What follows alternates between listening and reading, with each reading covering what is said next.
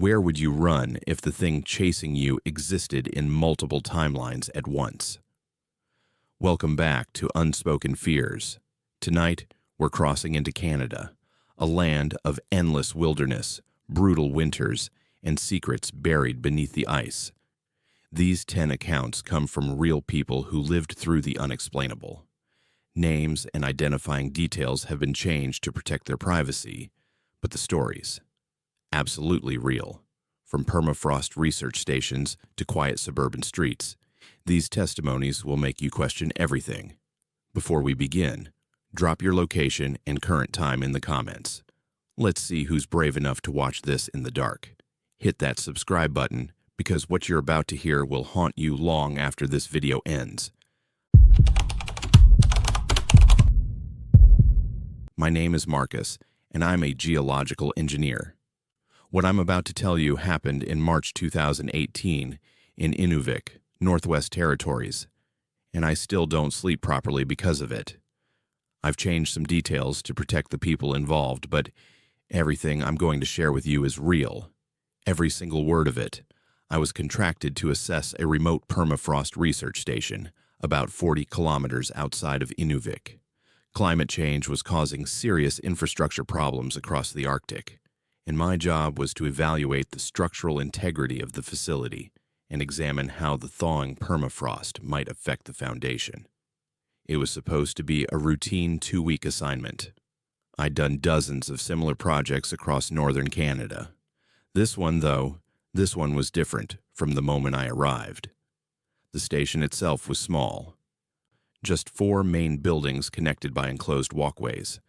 There were only 6 people working there at the time, mostly climate scientists and researchers studying the effects of warming temperatures on frozen ground.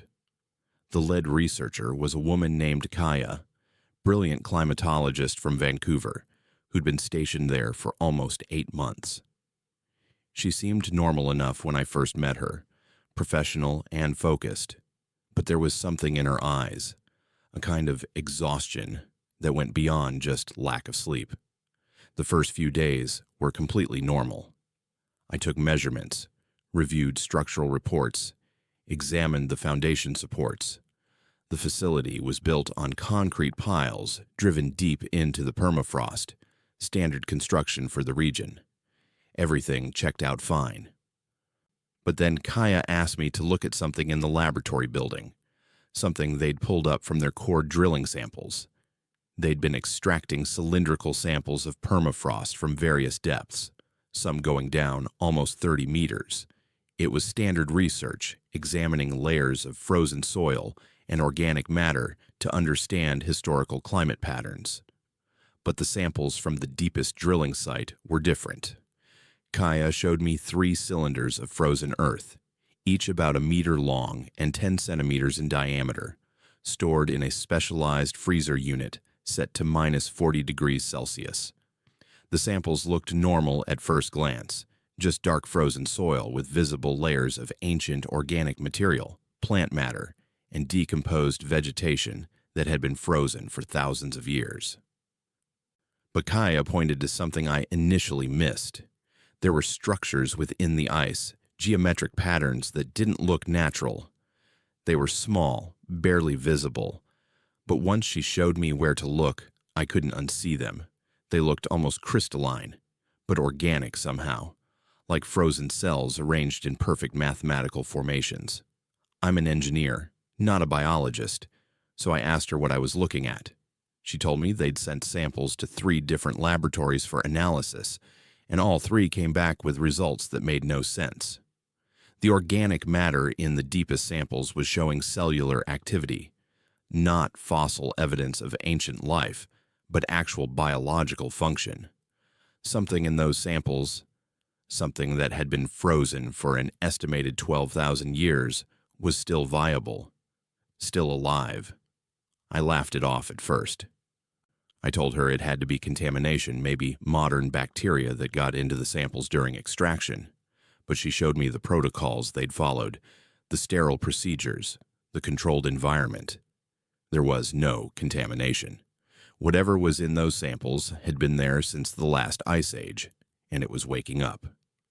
That night, the temperature readings started acting strange.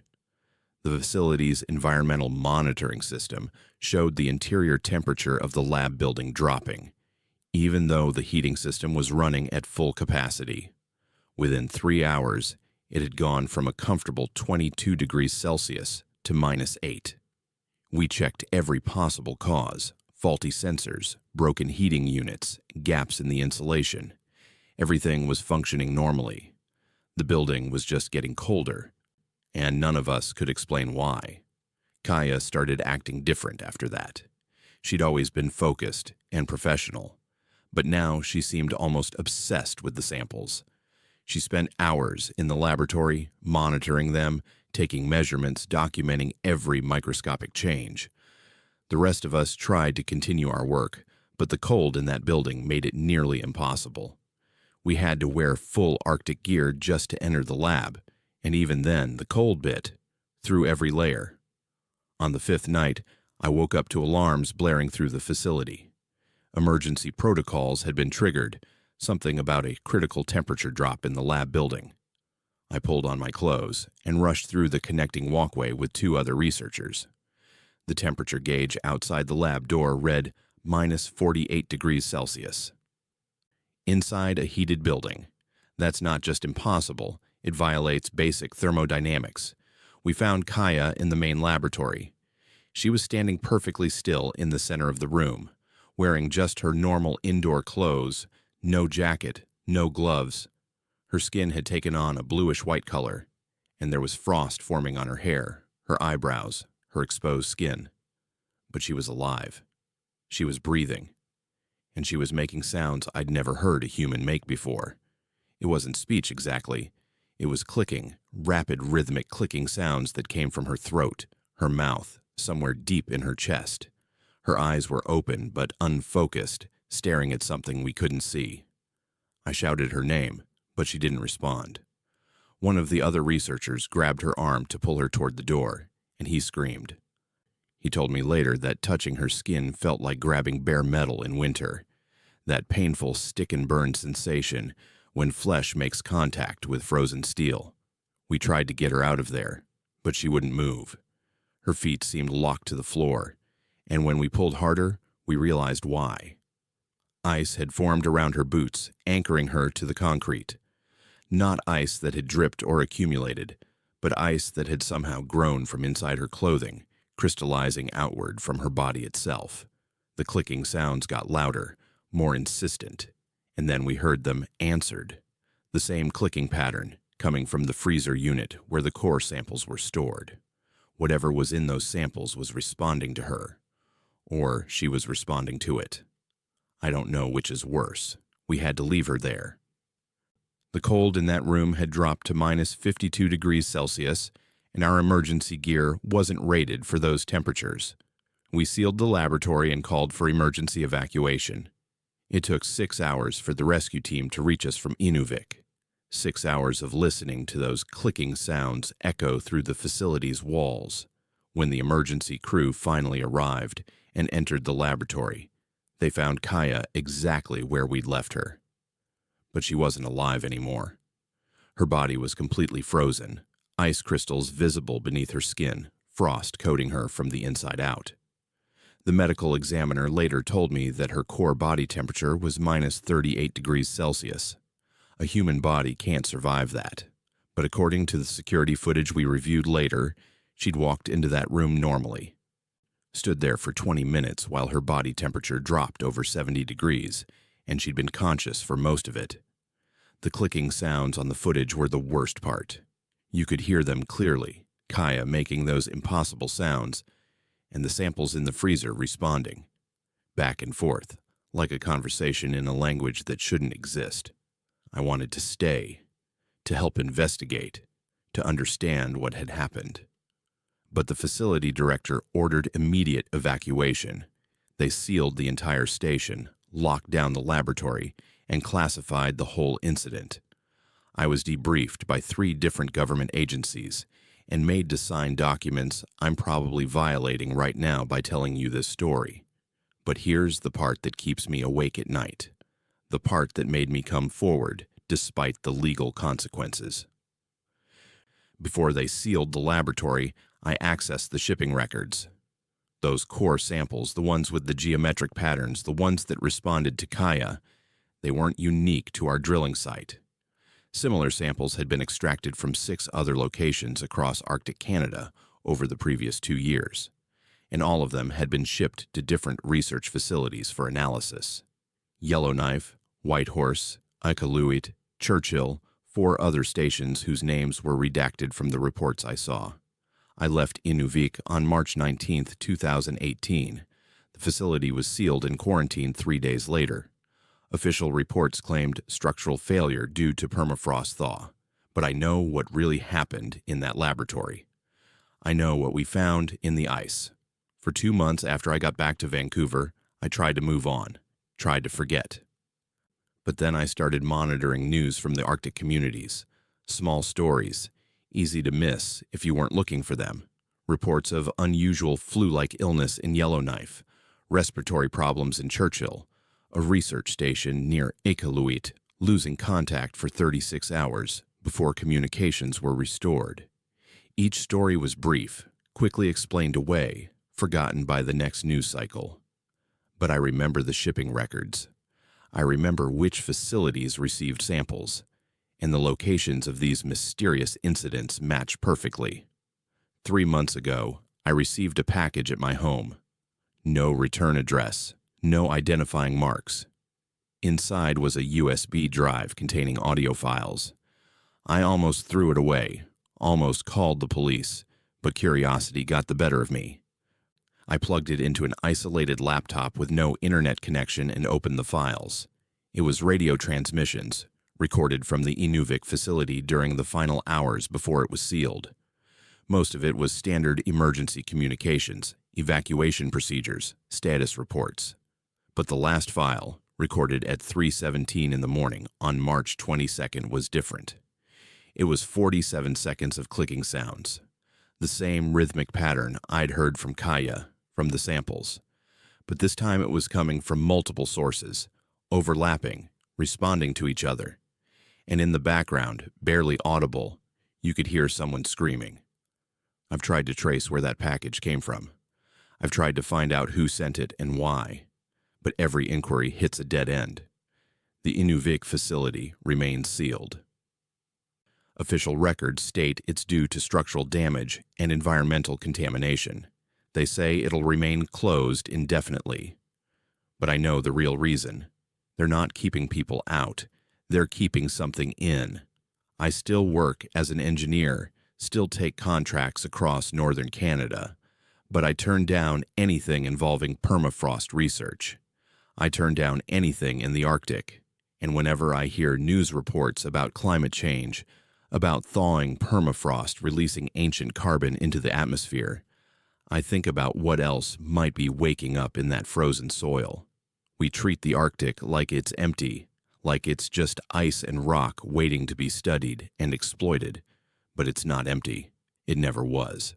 Things have been sleeping there for thousands of years, frozen in time, waiting. And now we're waking them up. I'm telling you this because I think people deserve to know. I think they deserve to understand what's really happening in the North. The climate crisis isn't just about rising temperatures and melting ice. It's about what's been preserved in that ice, what's been waiting in the frozen darkness for longer than human civilization has existed. Whatever was in those samples, whatever responded to Kaya and turned a heated building into a freezer, it's still out there, in 7 different facilities across the Canadian Arctic, maybe more by now. And as the permafrost continues to thaw, as we drill deeper and extract more samples, we're going to find more of it. I don't know what it is. I don't know if it's some kind of ancient bacteria, some form of life that existed before the Ice Age, or something else entirely. But I know it's not dead. I know it can survive temperatures that would kill anything we understand. And I know it can communicate. The clicking sounds haunt me. I hear them sometimes when I'm trying to fall asleep, that rhythmic pattern echoing in my memory. And I wonder if somewhere in the Arctic darkness, in sealed laboratories, and abandoned research stations, those sounds are still echoing, still calling out, still waiting for something to answer. My name is Amaris, and I work as an audio restoration specialist in Winnipeg, Manitoba. What happened to me in October 2022 changed everything I thought I understood about sound, memory, and the weight of history. I need to tell someone about this, even if nobody believes me, even if it costs me everything. I was hired by the Truth and Reconciliation Commission to digitize a collection of reel-to-reel tapes that had been discovered in storage at a building that once housed St. Michael's Indian Residential School in northern Manitoba. The school had been closed since 1986, and most of its records had been transferred to various archives, but these particular tapes had somehow been missed for decades.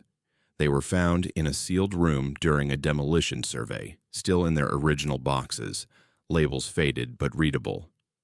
The commission needed these tapes preserved and converted to digital format so historians could access them. It seemed straightforward enough. I'd done similar archival work before, converting old recordings for museums and historical societies. I had the equipment, the expertise, and the time. I took the contract without hesitation. There were 47 tapes in total, spanning from 1959 to 1984. Most were labeled as documentation recordings, staff meetings, educational programs, Christmas concerts, standard institutional records. I set up my workstation in my home studio, a converted bedroom with proper acoustic treatment and professional-grade digitization equipment. I planned to work through 5 or 6 tapes per week, a manageable pace that would let me maintain quality control.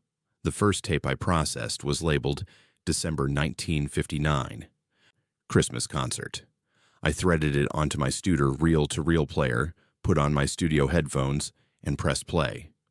The tape hissed to life, and I heard what I expected. Children's voices singing a hymn in English. The audio quality was poor, lots of tape noise and distortion, but the voices were clear enough. Young voices, maybe 30 or 40 children singing together. It sounded exactly like what it was supposed to be, a school Christmas program from 60 years ago. I let the tape play while I adjusted levels and prepared the digital capture. The hymn ended, and there was applause, adults clapping. Then another song began, this one in a language I didn't recognize. Later research told me it was Cree, though the singing had an unusual quality to it, something flat and hollow in the tone. I made notes in my documentation log and continued the transfer. It took 3 hours to properly digitize that first tape. When I finished, I moved on to the second one, labeled March 1960, Morning Assembly. I threaded it up, started playback, and immediately noticed something odd. Beneath the recorded content, underneath the voice of whoever was leading the assembly, I could hear singing. Faint, but definitely there. Children's voices singing the same hymn from the Christmas concert tape. At first, I assumed it was bleed-through from a previous recording. Magnetic tape can sometimes retain ghost impressions of earlier recordings if the tape was reused or if the erase head wasn't functioning properly. It happens. But when I isolated the frequency and boosted the levels, the singing became clearer, and I realized it wasn't bleed-through. It was layered into the recording itself, happening simultaneously with the assembly recording, but quieter, like it existed on a different plane of the same moment. I checked my equipment 3 times. Everything was functioning correctly. I pulled up the digital file from the Christmas concert and compared waveforms. The singing underneath the assembly recording was identical, not similar, but exactly the same, down to individual breathing patterns and vocal inflections. Somehow, that Christmas concert from December 1959 was embedded in a recording made 3 months later. Over the next 2 weeks, I processed 18 more tapes. Every single one contained the singing. Sometimes it was barely audible, hidden beneath decades of tape hiss. Other times it was louder, more insistent. But it was always the same hymn, always the same children's voices, Always that exact recording from December 1959. And with each tape I digitized, the singing seemed to accumulate, growing more complex, more layered. By the time I reached the tapes from the 1970s, I could distinguish at least 30 separate layers of the identical singing, all perfectly synchronized, all happening at once. It was physically impossible.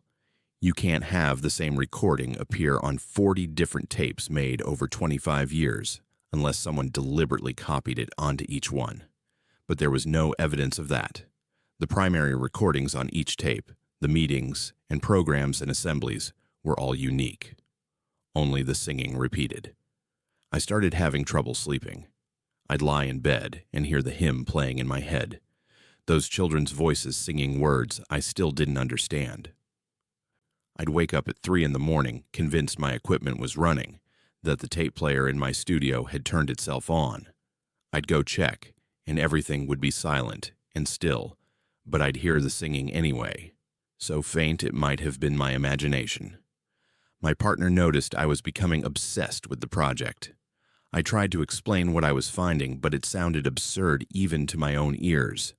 Impossible audio phenomena, ghost recordings, voices that shouldn't exist layered into decades of tape. I contacted 2 colleagues who specialized in audio forensics and sent them sample files. Both confirmed what I was hearing, but had no explanation for how it could happen. That's when I started researching St. Michael's itself. I needed to understand what I was dealing with, needed context for these recordings. What I found made everything worse. St. Michael's had been one of the harshest residential schools in the system. Between 1959 and 1986, 17 children had died there. 17, most from disease, a few from accidents, one from exposure after running away in winter. Their names were in the historical records, their ages, their home communities. The youngest was 6 years old. I found my grandmother's name in the attendance records. She'd been sent to St. Michael's in 1960 when she was 8 years old. She'd stayed there until 1968, then returned to her reserve. She died in 1987, just 1 year after the school finally closed. Suicide.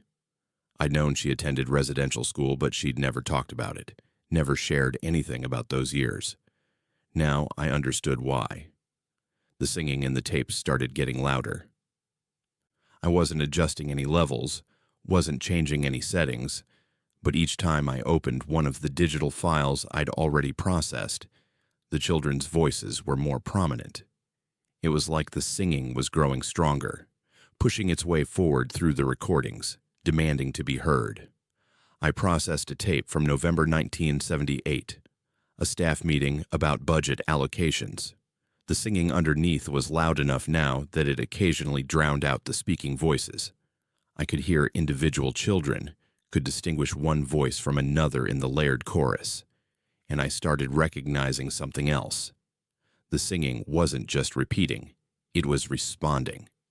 When the staff members in the 1978 meeting discussed building repairs, the singing would swell. When they talked about discipline policies, the pitch would change, becoming sharper, more anguished. I knew I should stop.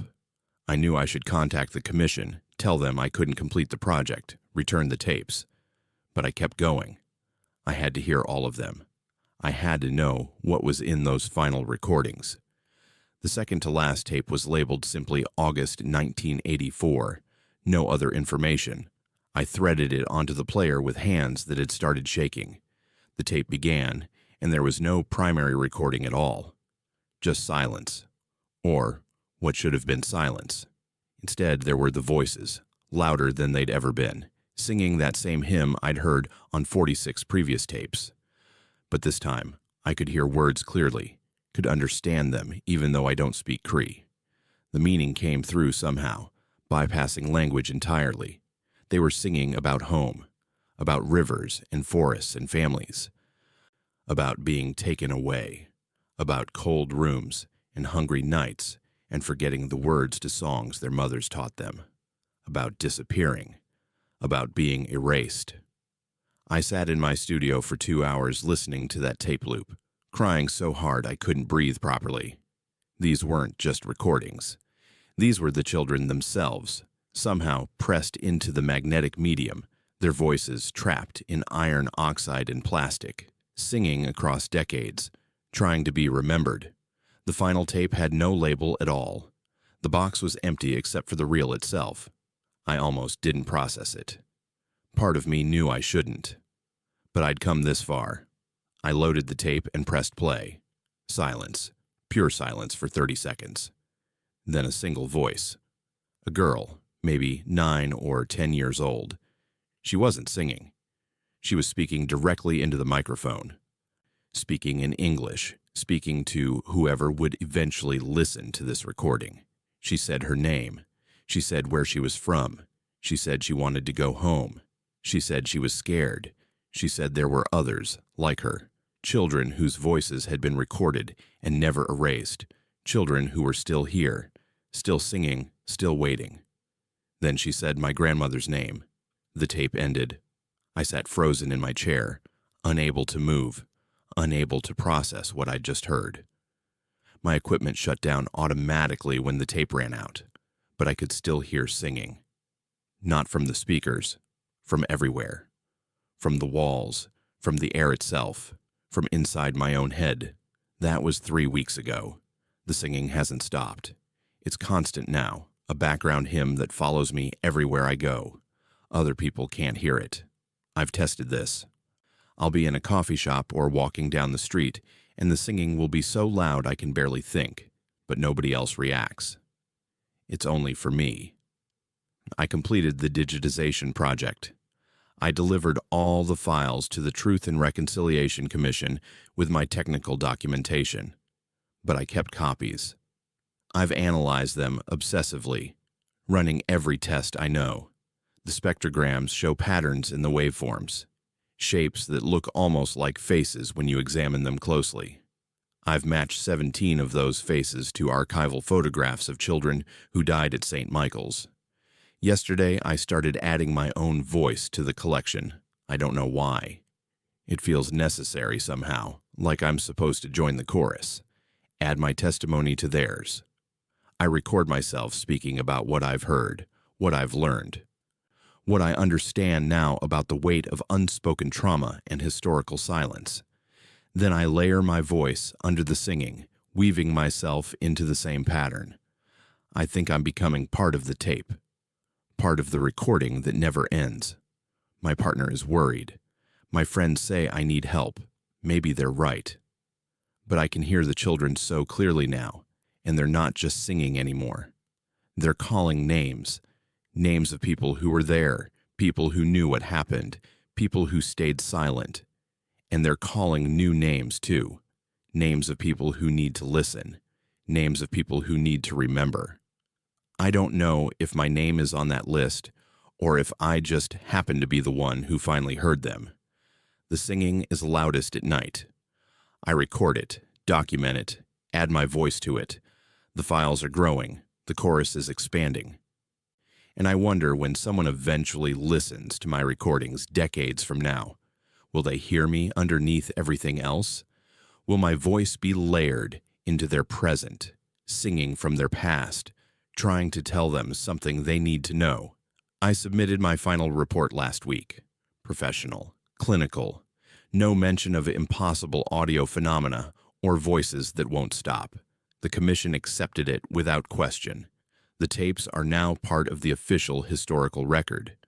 But I kept the copies, and every night I listen, every night I sing along. Every night I add another layer. The hymn never ends. It just accumulates. More voices, more testimony, more refusal to be forgotten. I don't think I can stop now, even if I wanted to. Have you ever heard something you knew you weren't supposed to hear? Something that changed you permanently? Tell me in the comments, because I need to know I'm not the only one carrying voices that won't go silent.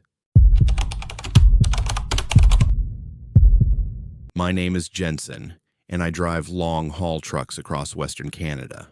I've been doing this for 11 years, and I've seen a lot of strange things on these empty highways at night. But nothing, absolutely nothing, prepared me for what happened on Highway 16 in August 2019. They call it the Highway of Tears. And after that night, I understand why some roads earn names that stick in your throat when you try to say them out loud. It was close to midnight when I saw her standing on the shoulder just outside Prince George, British Columbia. Company policy says we don't pick up hitchhikers under any circumstances. Insurance won't cover it, liability issues, all the usual corporate reasons. But the moment my headlights caught her in their beam, I knew I couldn't just drive past. She was waving her arms frantically, and even from a distance, I could see dark stains on her clothes. I pulled the rig over, air brakes hissing in the darkness.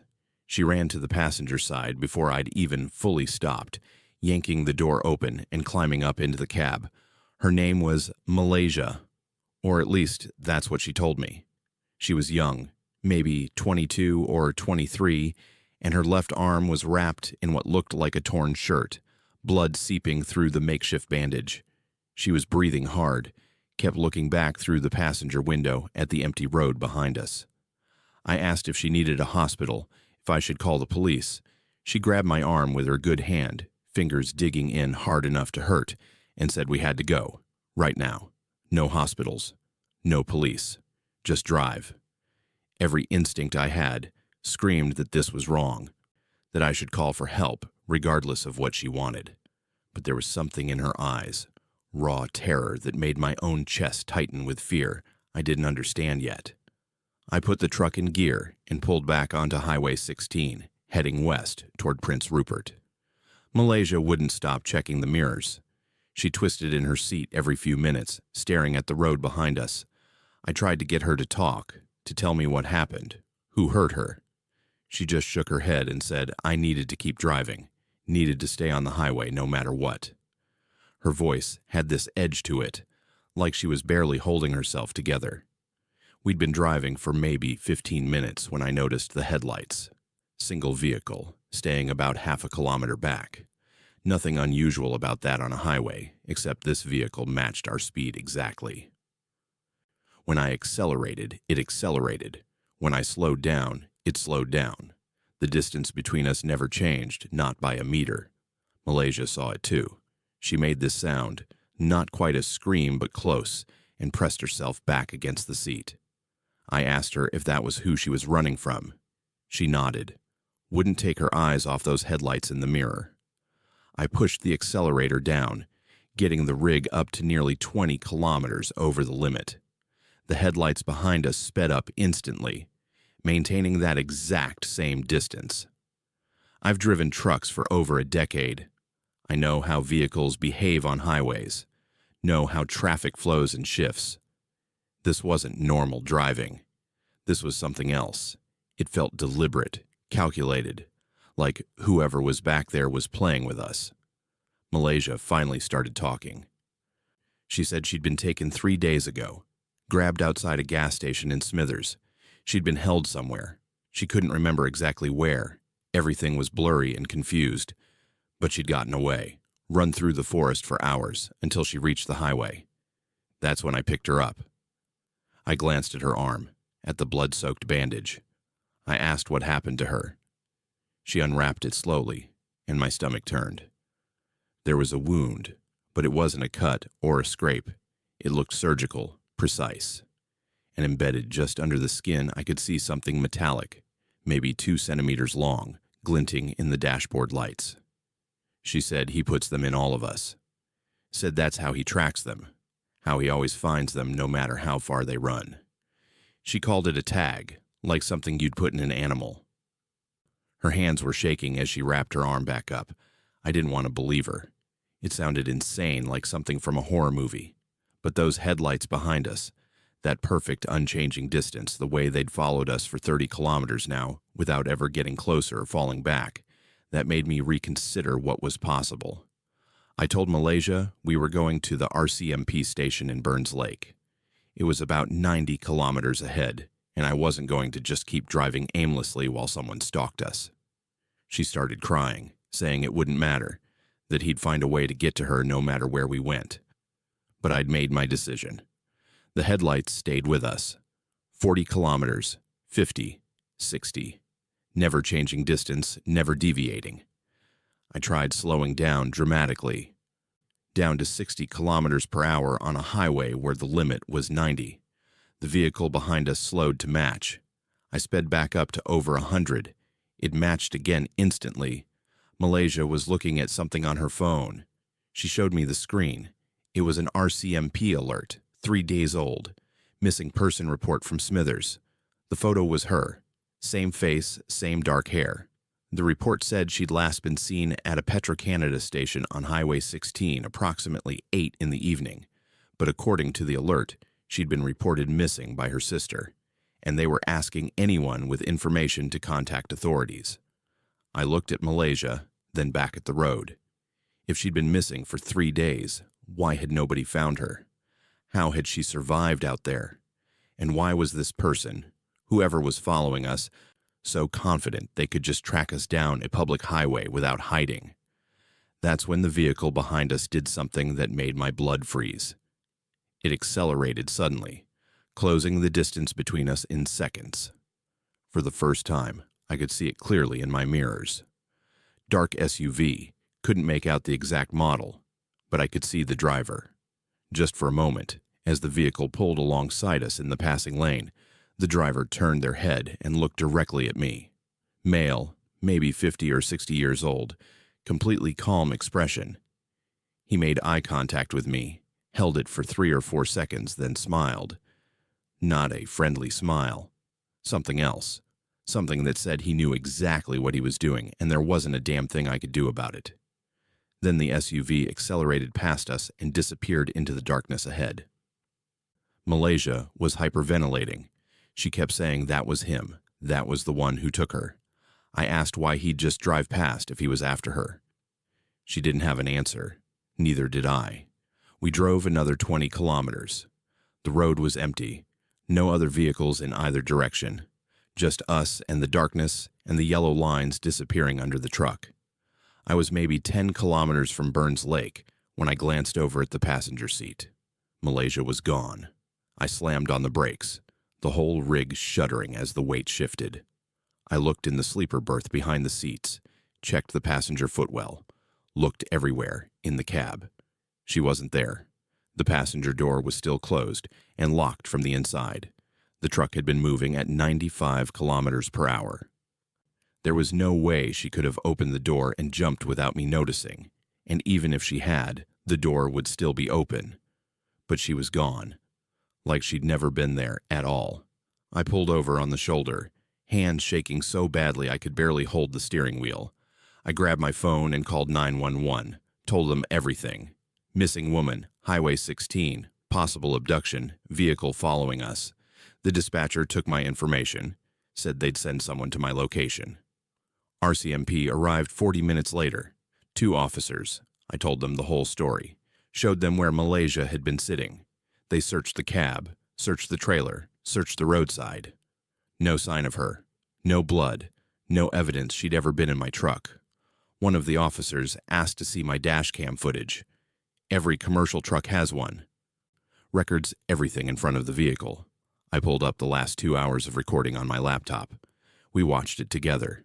The footage showed me driving, showed me pulling over outside Prince George, showed the passenger door opening, but there was nobody climbing into the cab. The door just opened by itself, then closed. For the next hour and 40 minutes, the footage showed me driving alone, occasionally glancing at the empty passenger seat, occasionally talking to nobody. But the audio picked up a woman's voice, crying, talking, describing being taken. Every word Malaysia had said was there in the recording. Her voice clear and distinct. The officers heard it too, confirmed they could hear a woman speaking, but the video showed only me, alone in the cab, talking to empty air. They asked if I'd been drinking, if I was on any medication, if I had a history of mental health issues. I told them no to all of it. They exchanged looks that made it clear they didn't believe me. One of them pulled up something on their tablet, showed me an RCMP bulletin. It was the missing person report. Same woman, same photo. But the report was from 2 years ago, not 3 days. Malaysia had been reported missing in August 2017 from the exact same Petro-Canada station at the exact same time of evening. The report noted she was the fourth woman to disappear from that stretch of Highway 16 in 3 years, all Indigenous women in their early 20s, all last seen at the same gas station. None ever found. The officer showed me another image. Artist sketch of a suspected serial offender connected to disappearances along Highway 16 dating back to the 1990s. Multiple witnesses had reported seeing this man in the area around the times women went missing. The sketch showed a male, approximately 50 to 60 years old. It was the face I'd seen in the SUV, the man who'd looked at me and smiled. The officers took my statement, gave me a card with a case number, told me to contact them if I remembered anything else. They didn't cite me for anything, but I could tell they thought I'd either hallucinated the whole thing or made it up for attention. They left, and I sat in my truck on the side of Highway 16, trying to make sense of what happened. My dash cam showed an empty seat, but I felt her hand gripping my arm. I saw the blood on her makeshift bandage. I saw that metallic object under her skin. I heard every word she said. And I saw the man in the SUV. I saw him look at me. I saw him smile. I drove the rest of the way to Prince Rupert that night, delivered my load, then headed back east. I haven't taken a route through that section of Highway 16 since. I tell dispatch I've got vehicle issues, scheduling conflicts, whatever excuse works. They think I'm being difficult. That's fine. They can think whatever they want, because I know what I experienced. I know Malaysia was in my truck, even if the camera didn't capture her. I know someone was following us, someone who wanted me to see him, wanted me to know he could do this, and nobody would stop him. I've spent 2 years trying to understand it. Was she a ghost? Some kind of echo of what happened to her?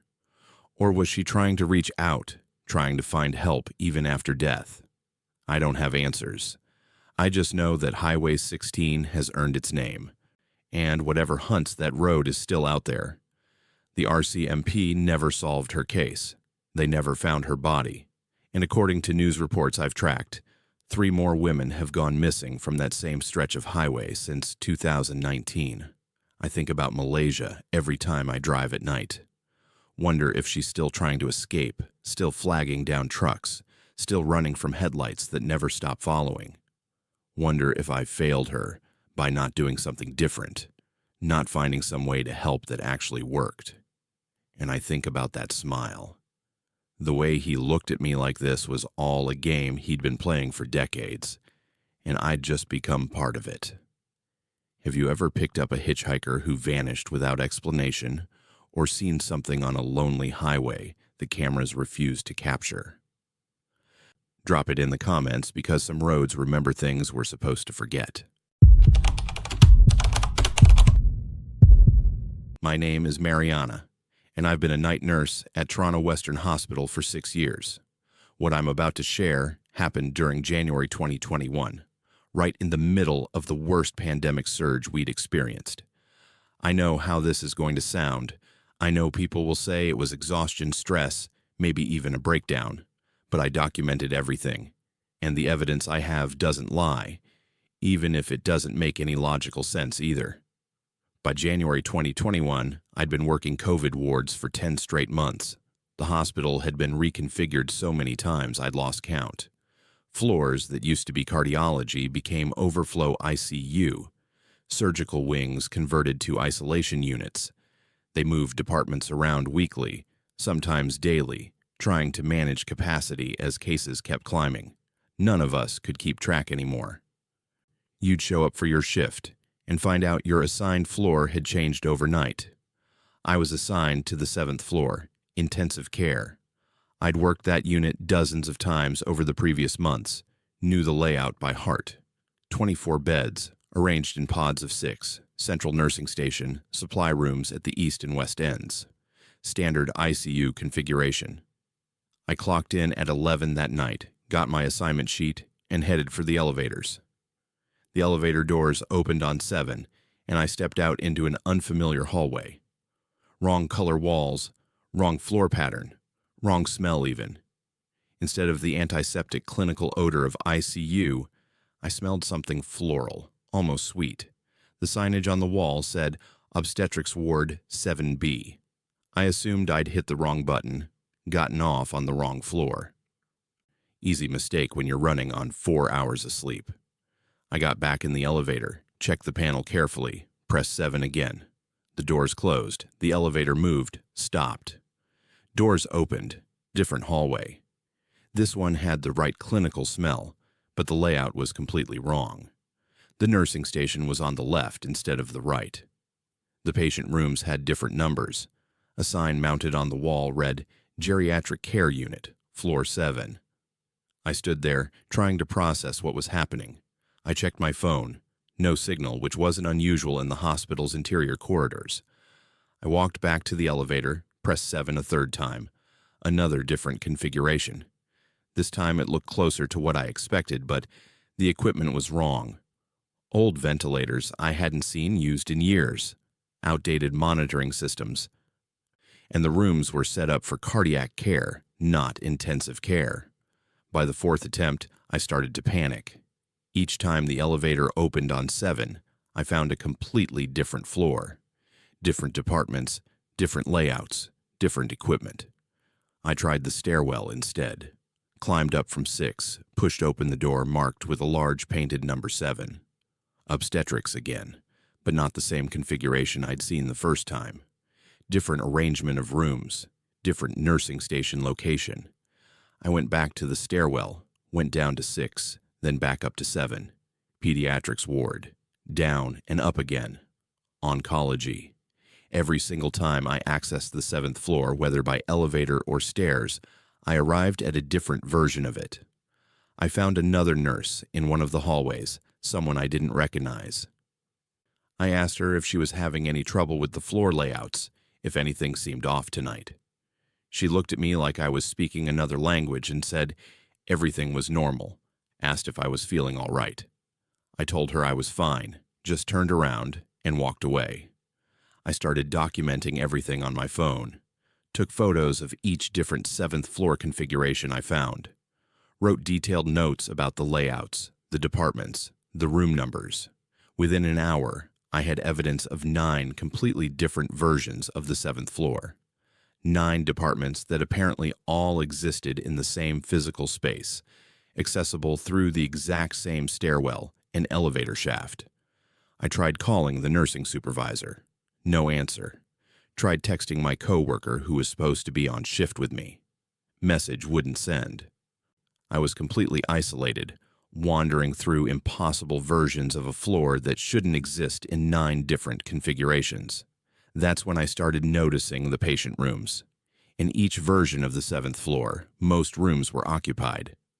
I'd glance through windows as I passed, see patients in beds, some on ventilators, some sleeping, some awake, and staring at ceiling tiles. Normal hospital scenes. But something felt wrong about them, something I couldn't quite identify. I stopped at one room in what appeared to be a respiratory unit.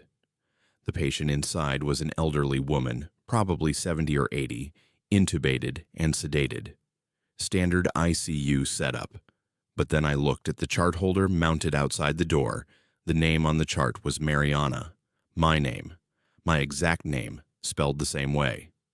I opened the chart. Patient admitted January 2021 for acute respiratory failure, COVID-19 positive. Age 72, but that wasn't possible. I'm 31 years old. I've never had COVID. I was standing right there in the hallway, healthy and conscious, reading a chart that said I was unconscious and dying in the room next to me. I looked through the window again. The woman in the bed did look like me, or like what I might look like in 40 years. Same bone structure, same hair color turned gray. I could see my own features in her face, aged and ravaged by disease. The chart had today's date on it, January 17th, 2021. The admission date was also listed as January 17th, 2021. According to the notes, this version of me had been admitted this morning and had deteriorated rapidly throughout the day. Prognosis was poor. The respiratory therapist's most recent note, time-stamped at 9:45 tonight, said the patient was unlikely to survive the next 24 hours. I backed away from that room and kept moving. 2 corridors over, I found another room with my name on the chart. This one said I was 49 years old, admitted for a stroke. I looked inside. Another version of me, middle-aged this time, lying motionless with half her face drooping. Through another doorway, 3 rooms down, another chart with my name. Age 63, end-stage renal failure. Every floor configuration I found had at least one patient room with my name on it. Different ages, different conditions, different dates of admission, but all admitted to Toronto Western Hospital, all on some version of the 7th floor, and all listed with today's date somewhere in their chart notes. I don't know how long I wandered through those impossible hallways. Time felt strange, elastic. My phone's clock kept showing different times when I checked it. 11:30, then midnight, then 11:15, then 1 in the morning. Nothing was consistent. Eventually I found Barbara. She was another night nurse, someone I'd worked with before the pandemic. I was so relieved to see a familiar face that I almost started crying. I grabbed her arm and asked if she'd noticed anything strange, anything wrong with the hospital tonight. She smiled at me. Just smiled. Didn't say anything. Then she walked away down a corridor that hadn't been there a moment before. I followed her, calling her name. She disappeared around a corner. When I reached that corner, the hallway extended impossibly far, dozens of patient rooms stretching into darkness that the fluorescent lights couldn't quite penetrate. Every door had a chart holder. Every chart had a name I recognized, other nurses, doctors, people I'd worked with, all of them patients now, all of them dying of different things on different versions of the 7th floor. The ventilator sounds started getting louder. At first, I thought I was just becoming more aware of them, paying more attention, but no, they were actually increasing in volume. That rhythmic mechanical breathing, dozens of machines all running at slightly different rates, creating this awful overlapping rhythm that made my chest feel tight. I found a break room, finally, somewhere I recognized. Same layout as the one I'd used hundreds of times during my shifts. I went inside, sat down on the familiar couch, tried to breathe slowly and calm down. The room smelled like burnt coffee and hand sanitizer. Normal. Everything looked normal. I must have closed my eyes. Must have fallen asleep, though I don't remember deciding to rest. When I opened my eyes, Barbara was shaking my shoulder, telling me I'd been asleep for 20 minutes and I was late for medication rounds. I was still in the break room. Same couch, same burnt coffee smell, but Barbara looked concerned now, not smiling that strange empty smile from before. She asked if I was okay, said I'd seemed disoriented when I arrived for shift. I checked my phone, 11:30, the same time I'd clocked in. I asked Barbara what floor we were on. She looked at me like I'd lost my mind and said 7, obviously, same as always. The ICU. Where else would we be? I followed her out of the break room. The hallway was exactly how it should be. Right layout, right equipment, right nursing station location, everything normal. My assignment sheet was on the desk where I'd left it. My patients were in their correct rooms. Everything was exactly as it should be. But when I checked my phone's photo gallery, all the pictures were still there. 9 different configurations of the 7th floor. 9 departments that shouldn't exist. Charts with my name on them, showing me dying at different ages from different causes. The evidence was right there in my hand. I pulled Barbara aside during a quiet moment around 2 in the morning, showed her the photos, asked her to explain what she was seeing. She looked at each image carefully, then looked at me with genuine worry in her eyes. She said every photo showed the same hallway, the same nursing station, the same layout we were standing in right now. She asked if I'd been feeling sick, if maybe I should talk to occupational health. I looked at the photos again. She was right. Every single image showed the exact same hallway, from slightly different angles. No obstetrics ward, No geriatrics, no patient rooms with my name, just normal 7th floor ICU over and over. But I remember what I saw. I remember those different configurations, those impossible departments.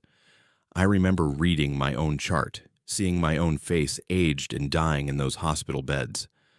I finished my shift, documented my patient's vitals, administered medications, did all the normal tasks. On the surface, everything was fine. But I kept that patient wristband I'd found in my pocket when I woke up in the break room. White plastic with black text. Patient name, Mariana. Admission date, January 17th, 2021. Date of death, January 18, 2021. Tomorrow's date. The wristband has tomorrow's date printed on it. I've worked 3 more shifts since that night. Each time the hospital seems normal.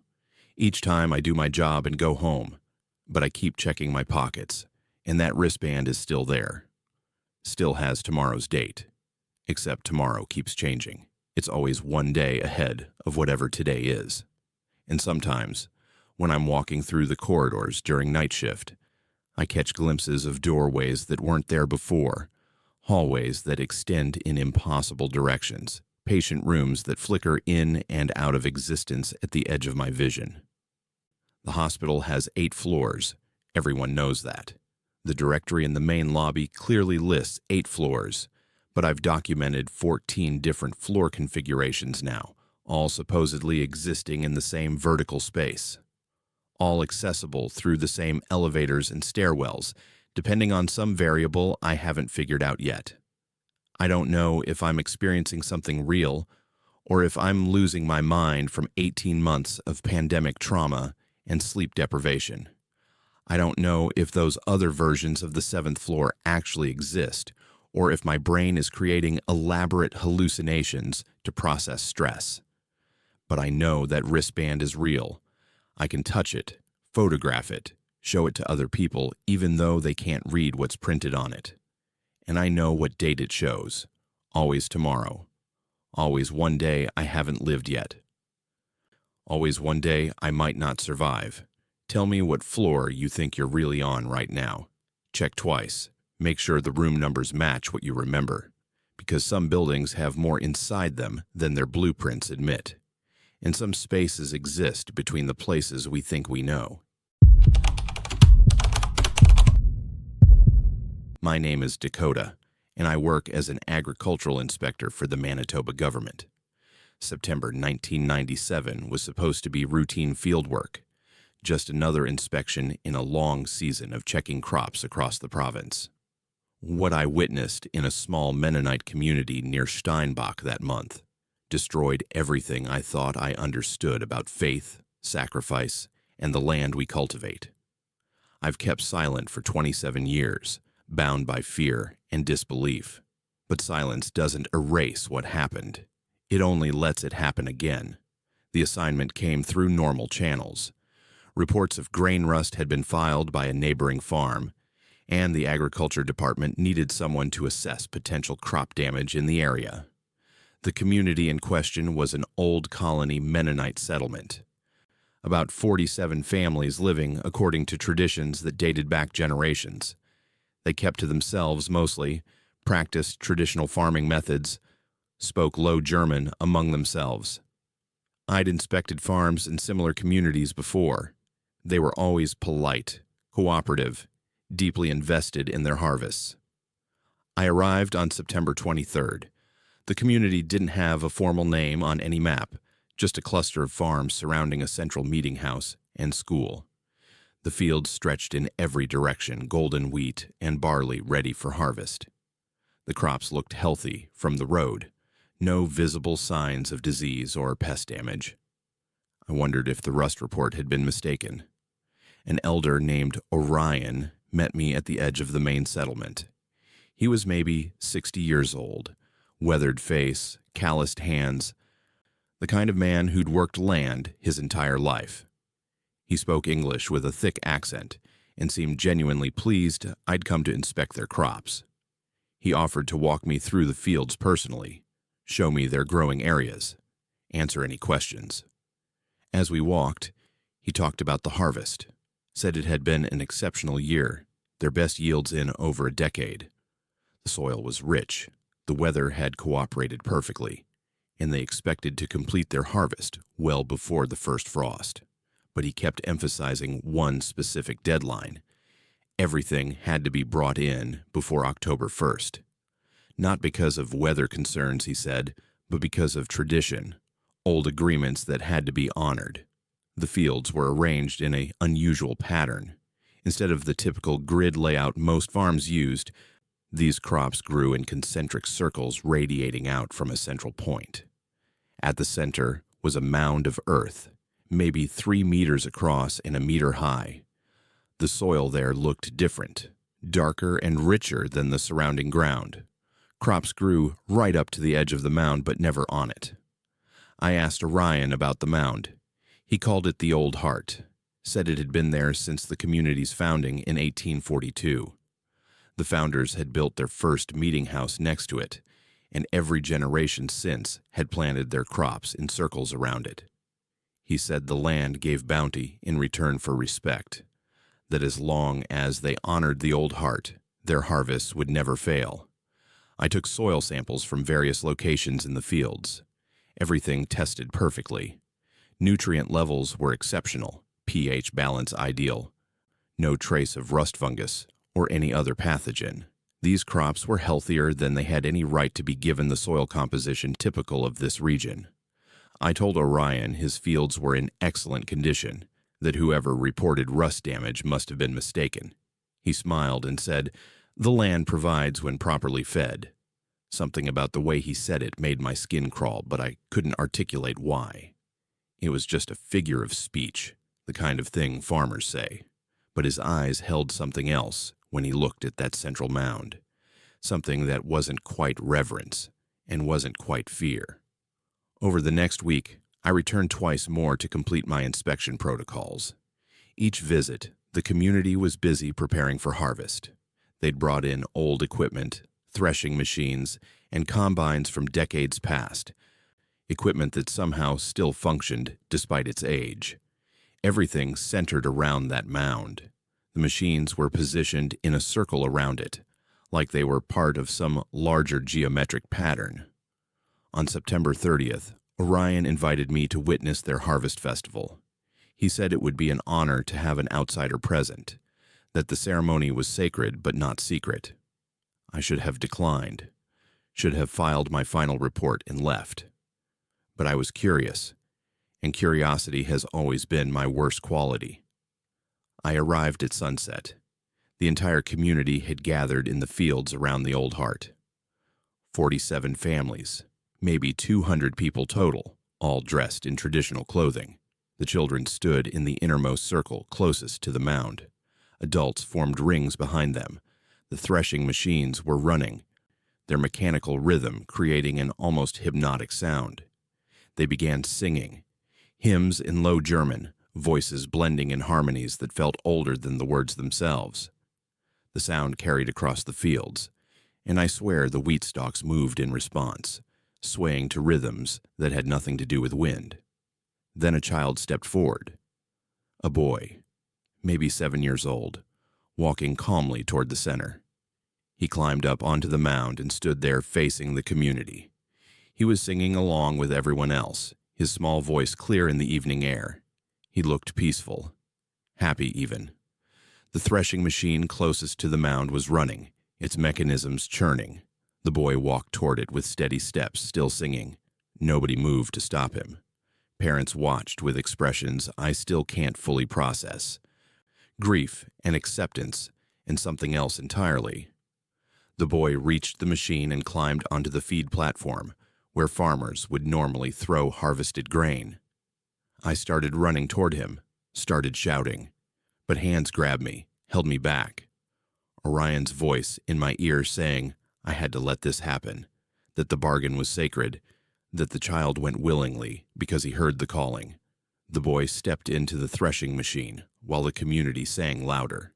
The mechanical sound changed pitch, and then there was just singing, just those voices in Low German, and the machine running, and wheat being processed in the failing light. I broke free and ran, got to my truck and drove back toward Steinbach, hands shaking so badly I nearly crashed twice. I went straight to the RCMP detachment, told them everything, demanded they send officers immediately. They took my statement, said they'd investigate, asked me to calm down. 2 officers drove out with me the next morning. We arrived at the community just after dawn. The fields were empty, not just of people, but of everything. The houses stood vacant, doors unlocked, meals still on tables. The threshing machines sat silent in the fields. But there were no people, no animals, no signs of where anyone had gone. The officers searched for 3 days, brought in tracking dogs, additional units, combed every building and field. They found personal belongings, clothing, food, tools, everything except people. 47 families, 200 individuals, simply gone without a trace. The official report listed it as a mass abandonment, suggested the community had planned to relocate and left suddenly. No mention of what I'd witnessed. No mention of the child, or the threshing machine, or the old heart. Just a bureaucratic explanation for something that defied explanation. But I kept investigating on my own, went through historical records, land deeds, census data. The community had been founded in 1842 by Mennonite settlers from Russia, and every 13 years since then, there had been an incident. 1855, community abandoned, residents vanished. 1868, same thing. 1881, 1894, 1907, 1920, 1933, 1946, 1959, 1972, 1985, always in late September or early October. Always the entire population disappearing without trace. And always, within a year, new families would arrive. Different names, different origins, but they'd settle on the exact same land, farm the exact same fields, in circles around that same central mound. They'd thrive there, produce exceptional harvests, live peacefully for 13 years. Then September would come around again, and history would repeat. I calculated the next cycle. 13 years, from 1997 would be 2010. I monitored news from that area obsessively as the date approached. September 2010, reports of an isolated farm community near Steinbach losing all communication. Authorities investigated, found the settlement abandoned. All residents vanished, no explanation. Then 2023. Same location, same pattern. I'm watching now for 2036, knowing it will happen again, knowing there's nothing I can do to stop it because nobody believes what I witnessed. The land around that mound still produces exceptional crops. New families farm it now, arrived about a year after the last disappearance. They're probably preparing for their first harvest cycle, learning the traditions, hearing about the old heart and what it requires.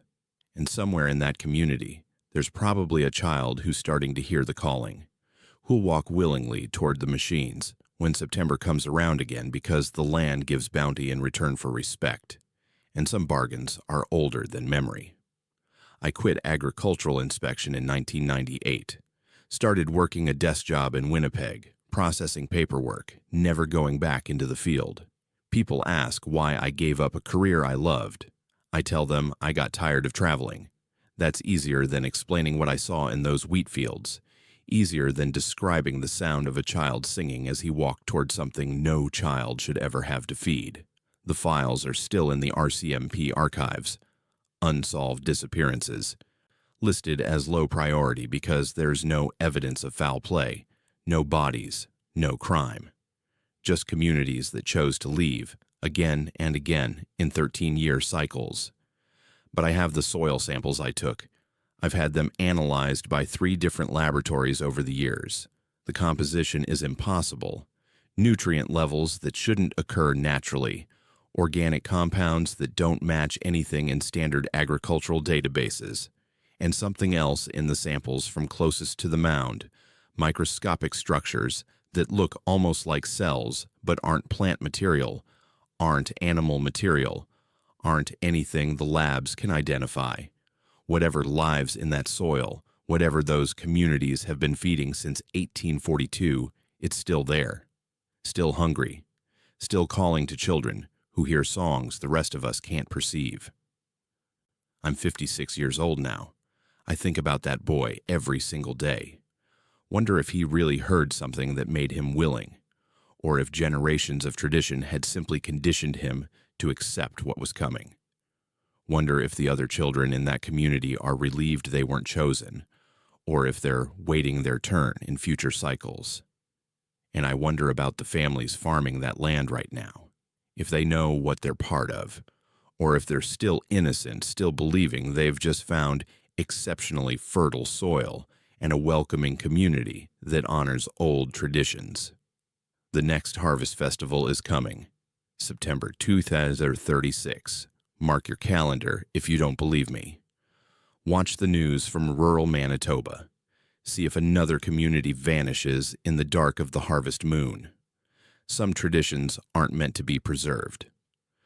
Some bargains should have ended generations ago, but the land remembers, and it always collects what it's owed. What traditions run in your family that nobody questions anymore? And would you still follow them if you knew where they really came from? Think carefully before you answer, because some roots go deeper than blood. My name is Briggs, and I've been fishing lobster off the coast of Nova Scotia for 19 years.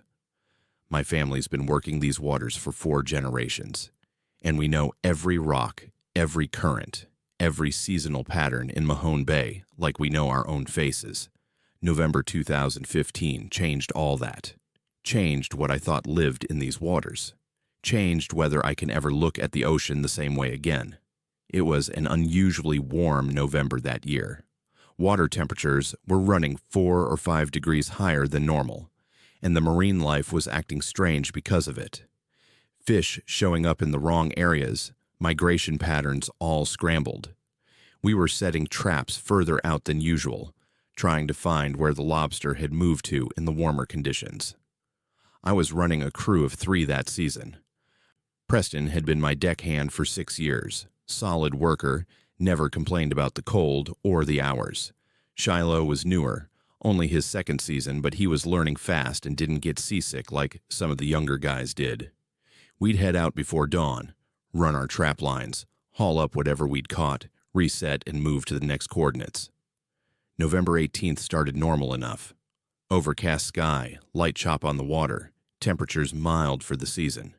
We'd set traps 2 days prior in deeper water, about 40 meters down. Coordinates we didn't usually work, but the lobster had been scarce in our regular spots. We motored out to the first buoy marker around 6 in the morning, hooked the line, started the hydraulic winch. The first trap came up empty. Not unusual. Sometimes you get blanks. Second trap had 3 keepers, decent size, going into the tank. Third trap felt heavier on the winch, and Preston said maybe we'd hit a good pocket. The trap broke surface, and I saw immediately something was wrong. There was a lobster in there, but it wasn't right. The shell was wrong, too pale, almost translucent. I could see through parts of the carapace to the internal structures underneath. And the claws, they weren't claws. They were hands. Elongated, sure, and covered in that same translucent shell material, but they had fingers, joints that bent wrong, opposable thumbs. Preston pulled the trap onto the deck, and we all just stared at this thing. It was alive, moving sluggishly in the trap.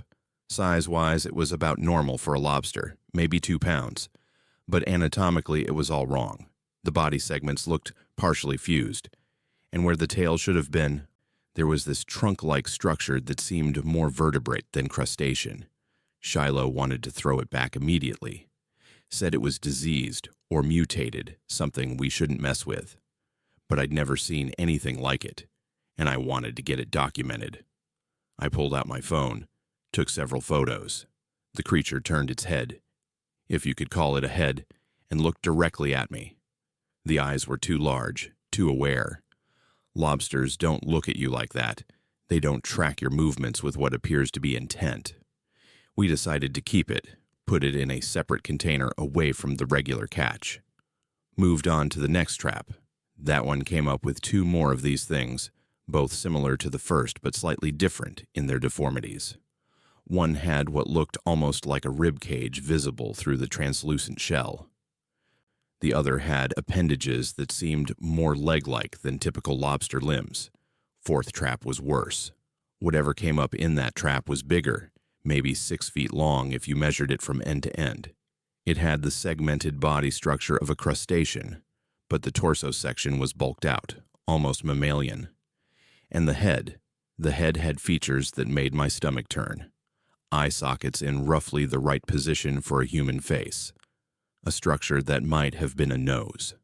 A mouth opening that showed teeth, not the crushing mandibles of a lobster.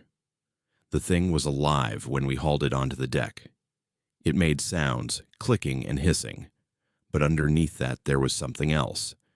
Something that sounded like a voice trying to form words through a throat that wasn't built for speech. It sounded like a child drowning. Preston grabbed a gaff hook, said we needed to kill it and dump it back before whatever disease it had spread to our regular catch.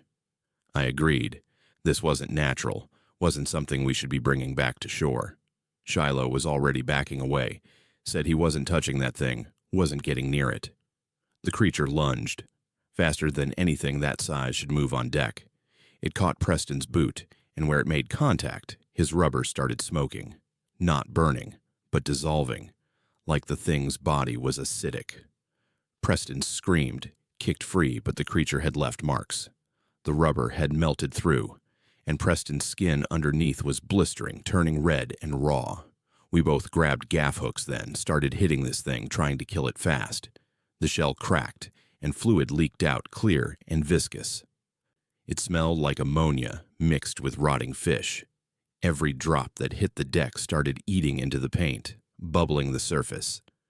The creature kept making those sounds, that drowning child scream, until Preston managed to gaff it through what I guess was its brainstem. It shuddered and went still. We threw the body overboard, watched it sink into the dark water. Preston was hurt bad. The acid, or whatever it was, had burned through to the flesh. His foot was blistering in a pattern that looked almost deliberate, like the creature's grip had left a purposeful mark. We wrapped it in clean cloth, but the burns went deep. I wanted to head back to shore immediately, get Preston to a hospital, but he said to check the remaining traps first, said he could tough it out for another hour. We had 8 more traps on this line, and we'd already lost 1 trap to whatever that thing was. He didn't want to lose the equipment if we could avoid it. Bad decision. Worst decision I ever made. The next 4 traps all contained these malformed creatures. Different sizes, different stages of whatever transformation they were going through. Some looked more lobster than human. Others looked more human than lobster. All of them were alive, all moving, all making sounds that shouldn't come from marine life. We killed them all. Had to. Couldn't risk bringing them up, couldn't risk them spreading whatever this was. Used the gaff hooks, the boat hooks, anything we had. The acid from their bodies ate through 2 pairs of gloves and burned holes in the deck. By the time we'd cleared the 8th trap, all 3 of us were covered in chemical burns, and the boat smelled like death. Preston's foot had gotten worse during this. The blistering had spread up his ankle, and the skin was taking on a hard, shell-like quality. He kept saying it itched, that it felt like something was moving under the surface. Shiloh and I exchanged looks but didn't say anything. We headed back to Peggy's Cove, radioed ahead for an ambulance to meet us at the dock. Preston spent the 3-hour trip back with his foot in a bucket of seawater because he said the cold helped with the pain. But I watched that foot, watched the skin change texture, watched what looked like segmentation forming along his ankle and lower calf. The ambulance took Preston straight to the hospital in Halifax. Shiloh and I spent 4 hours answering questions from the Coast Guard and fisheries officers. We showed them the photos on my phone, described what we'd found. They were skeptical, suggested we'd encountered a school of mutated lobster affected by pollution or radiation from some old military testing site. They confiscated 2 of the smaller specimens we'd kept, said they'd send them for analysis. I never saw those specimens again. Never got a follow-up from fisheries. The Coast Guard closed the investigation after 2 weeks. said there was no ongoing threat to marine safety. Preston was in the hospital for 6 days. The doctors couldn't figure out what had burned him. It wasn't any acid they recognized, wasn't any toxin in their databases. They treated it like a chemical burn and watched for infection. But the shell-like growths kept spreading. By day 3, his entire foot had hardened, the skin taking on that same translucent quality I'd seen on the creatures. He developed a fever on day 4, started spending hours in the shower, said the water helped him think clearly. The doctors noticed his body temperature was dropping instead of rising despite the fever symptoms. His core temp fell to 34 degrees Celsius, then 32. They wrapped him in heating blankets, but he kept tearing them off, said they burned him. Day 5, Preston started having seizures. His body would lock up, spine arching, and during these episodes the shell-like growths would spread visibly, creeping up his leg in real time. Between seizures, he'd beg us to take him to the ocean, said he needed to be in the water, that something was calling him. On the 6th night, Preston disappeared from his hospital room. Security footage showed him walking out normally around 2 in the morning, barefoot, wearing just a hospital gown. He walked straight out the main entrance and headed east toward the coast. They found his hospital gown on a beach 3 kilometers from the hospital the next morning. No other trace of him. Coast Guard searched for 5 days thinking he'd drowned himself or died of hypothermia in the November water. They never found a body. 3 weeks later, I was running trap lines alone. Couldn't find anyone willing to crew after word spread about what happened to Preston. I pulled up a trap from deep water, and there was something in it that made me cut the line and motor back to shore immediately. It was a lobster. Normal size, normal coloring, but fused into the carapace, visible through the shell like an inclusion in amber, was a wedding ring, gold band, inscription on the inside. I didn't need to read it to know whose ring it was. Preston wore that ring every day since he got married 5 years ago. The lobster was alive, moving normally, feeding on the bait in the trap like nothing was wrong. But that ring was part of its body, grown into its shell structure like it had always been there. I threw the trap back with the lobster still in it. Sold my boat 2 weeks later. I couldn't do it anymore. Couldn't work water that hid things like that. Couldn't risk hauling up something that used to be human. The fishery department eventually closed that section of Mahone Bay. Said it was for conservation purposes. Give the lobster populations time to recover. But I know the real reason. Other fishermen were finding things. Creatures that shouldn't exist. Specimens that looked too human in too many ways. Preston's wife still calls me sometimes, asks if I've heard anything. I tell her no, tell her the Coast Guard searched thoroughly. I don't tell her about the wedding ring. Don't tell her that whatever came out of the deep water that November found a way to make her husband part of the ocean he'd worked his entire life. I see news reports occasionally about unusual lobster mutations showing up in catches along the Nova Scotia coast. Scientists call it climate change, warming waters causing genetic abnormalities. Maybe they're right. Maybe it's that simple. But I remember the sounds those things made. Remember the way they looked at us with awareness that lobsters don't possess. Remember Preston's foot turning to shell, his body temperature dropping as something ancient and marine tried to reclaim him. The ocean gives up its dead, or so they say. But sometimes the ocean takes the living and makes them something else, something that breathes water and grows shells and sings in the dark at depths where human voices shouldn't carry. I work construction now, inland. I don't eat seafood anymore. Can't look at it without wondering what's fused inside the shell, what human elements got incorporated when the ocean decided to make something new. Preston is still out there. I know he is. Swimming in deep water, or crawling along the bottom, or sitting in traps waiting to be hauled up. Still wearing his wedding ring, still partially himself, still aware enough to remember what he used to be. And every November, when the water temperatures shift and the creatures migrate, I wonder how many other fishermen are pulling up things that used to be people they knew. If something calls you to the water and you can't explain why, fight it. Whatever's singing from the depths isn't offering salvation. It's offering transformation into something that breathes brine and tastes blood and forgets the feeling of air in human lungs. Ask yourself if you'd still answer your phone if the person calling stopped being able to speak in anything but clicking sounds. My name is Maximus, and I hold a doctorate in astrophysics from the University of Toronto. I've spent the last 12 years studying atmospheric phenomena in Canada's Northern Territories, specifically the aurora borealis, and its relationship to solar activity. February 2023 brought something into my research that I wasn't prepared for, something that fundamentally challenged everything I believed about our place in the universe. What I'm about to share will sound impossible, but every piece of data I collected supports what happened, even if my colleagues refuse to acknowledge it. My research team was stationed in Yellowknife, Northwest Territories, running a long-term study on geomagnetic storm patterns. We had sensors positioned across a 200-kilometer radius, collecting data on electromagnetic fluctuations, ionospheric disturbances, and aurora formations. Standard atmospheric physics research, nothing that should have led to what we discovered. February 7th started with unusual readings. A geomagnetic storm was building, but the patterns didn't match any solar activity our satellites had detected. The magnetosphere was being disturbed by something, but there was no corresponding solar flare or coronal mass ejection to explain it.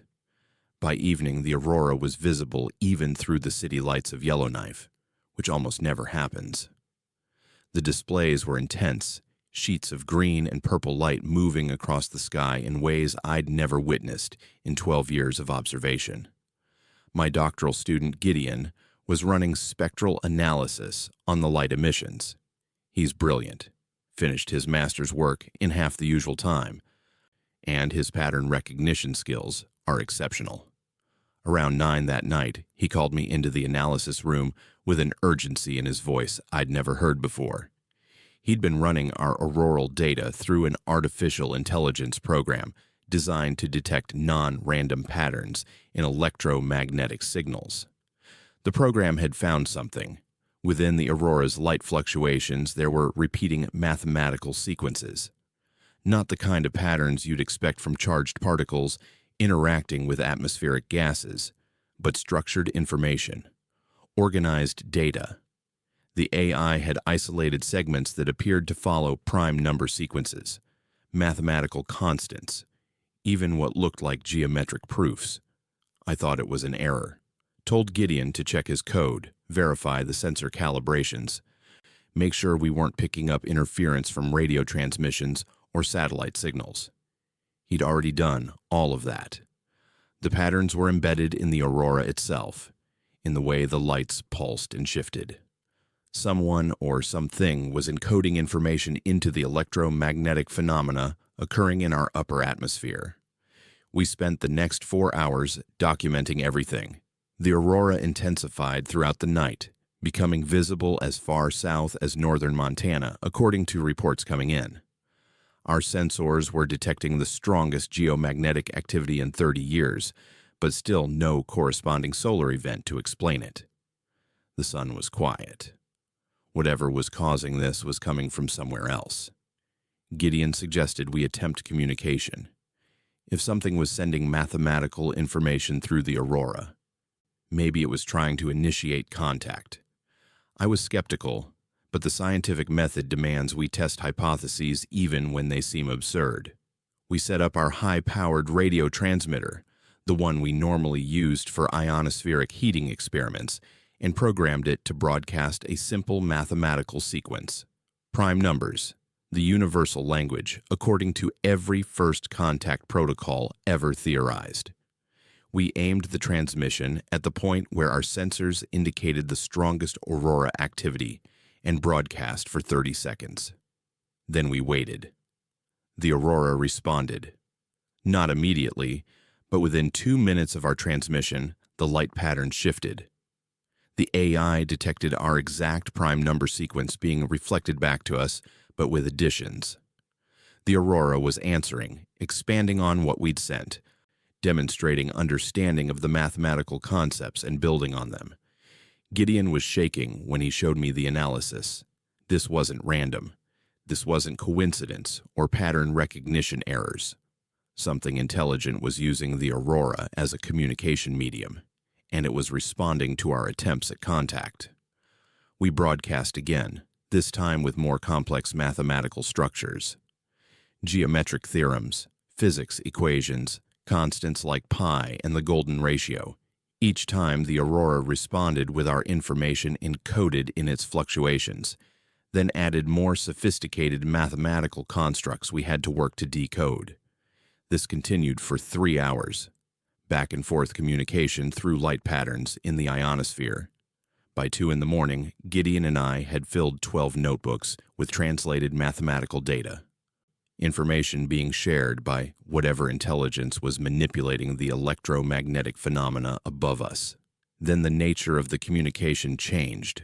Instead of pure mathematics, the aurora began pulsing in patterns that our sensors registered as overlapping waveforms, similar to how brain neurons fire. Gideon ran these patterns through our neural mapping software, programs designed to study how electromagnetic fields affect human consciousness. The results showed the aurora was transmitting something analogous to thought patterns. Not random neural firing, but organized consciousness structures. We were receiving something that looked like actual thoughts, transmitted as electromagnetic pulses through atmospheric particles 200 kilometers above the Earth's surface. That's when people in Yellowknife started calling emergency services. Over 200 residents reported experiencing identical dreams while awake, vivid hallucinations of vast geometric structures rotating in impossible dimensional space. They described feeling observed, feeling like something immense and ancient had turned its attention toward Earth and was looking directly at them. Gideon and I weren't experiencing these sensations because we were focused on the data, but when we checked social media and local news, the reports were everywhere. Hundreds of people across the Northwest Territories having the same experience simultaneously. All of them describing the same rotating shapes, the same sense of being watched by something far larger than human comprehension could process. The aurora intensified again around 4 in the morning. Our equipment was registering electromagnetic activity beyond anything in our historical data. The lights filled the entire visible sky, pulsing in rhythms that made my eyes hurt to watch directly. Gideon was still at his station monitoring the neural pattern translations when he suddenly stood up and walked toward the window. I called his name. He didn't respond. His eyes were fixed on the aurora, and he was moving like someone in a trance. I grabbed his arm, tried to pull him back, but he was stronger than he should have been. He pressed his hands against the window glass and started speaking. But the words weren't English. They weren't any language I recognized. The sounds coming from his mouth were rhythmic and mathematical, almost like he was verbalizing equations rather than speech. His voice had taken on harmonics that human vocal cords shouldn't produce, multiple tones simultaneously. I checked the medical monitors we wore during long research sessions. Gideon's EEG was showing seizure-like activity, but his body wasn't seizing. His brain was firing in patterns that matched the aurora pulses exactly. Whatever was transmitting through the atmospheric phenomena had synchronized with his neural activity. This continued for 8 minutes, Gideon speaking in impossible harmonics, his brain activity locked in rhythm with the lights 200 kilometers above us. Then he collapsed. The aurora dimmed simultaneously, returning to normal background levels.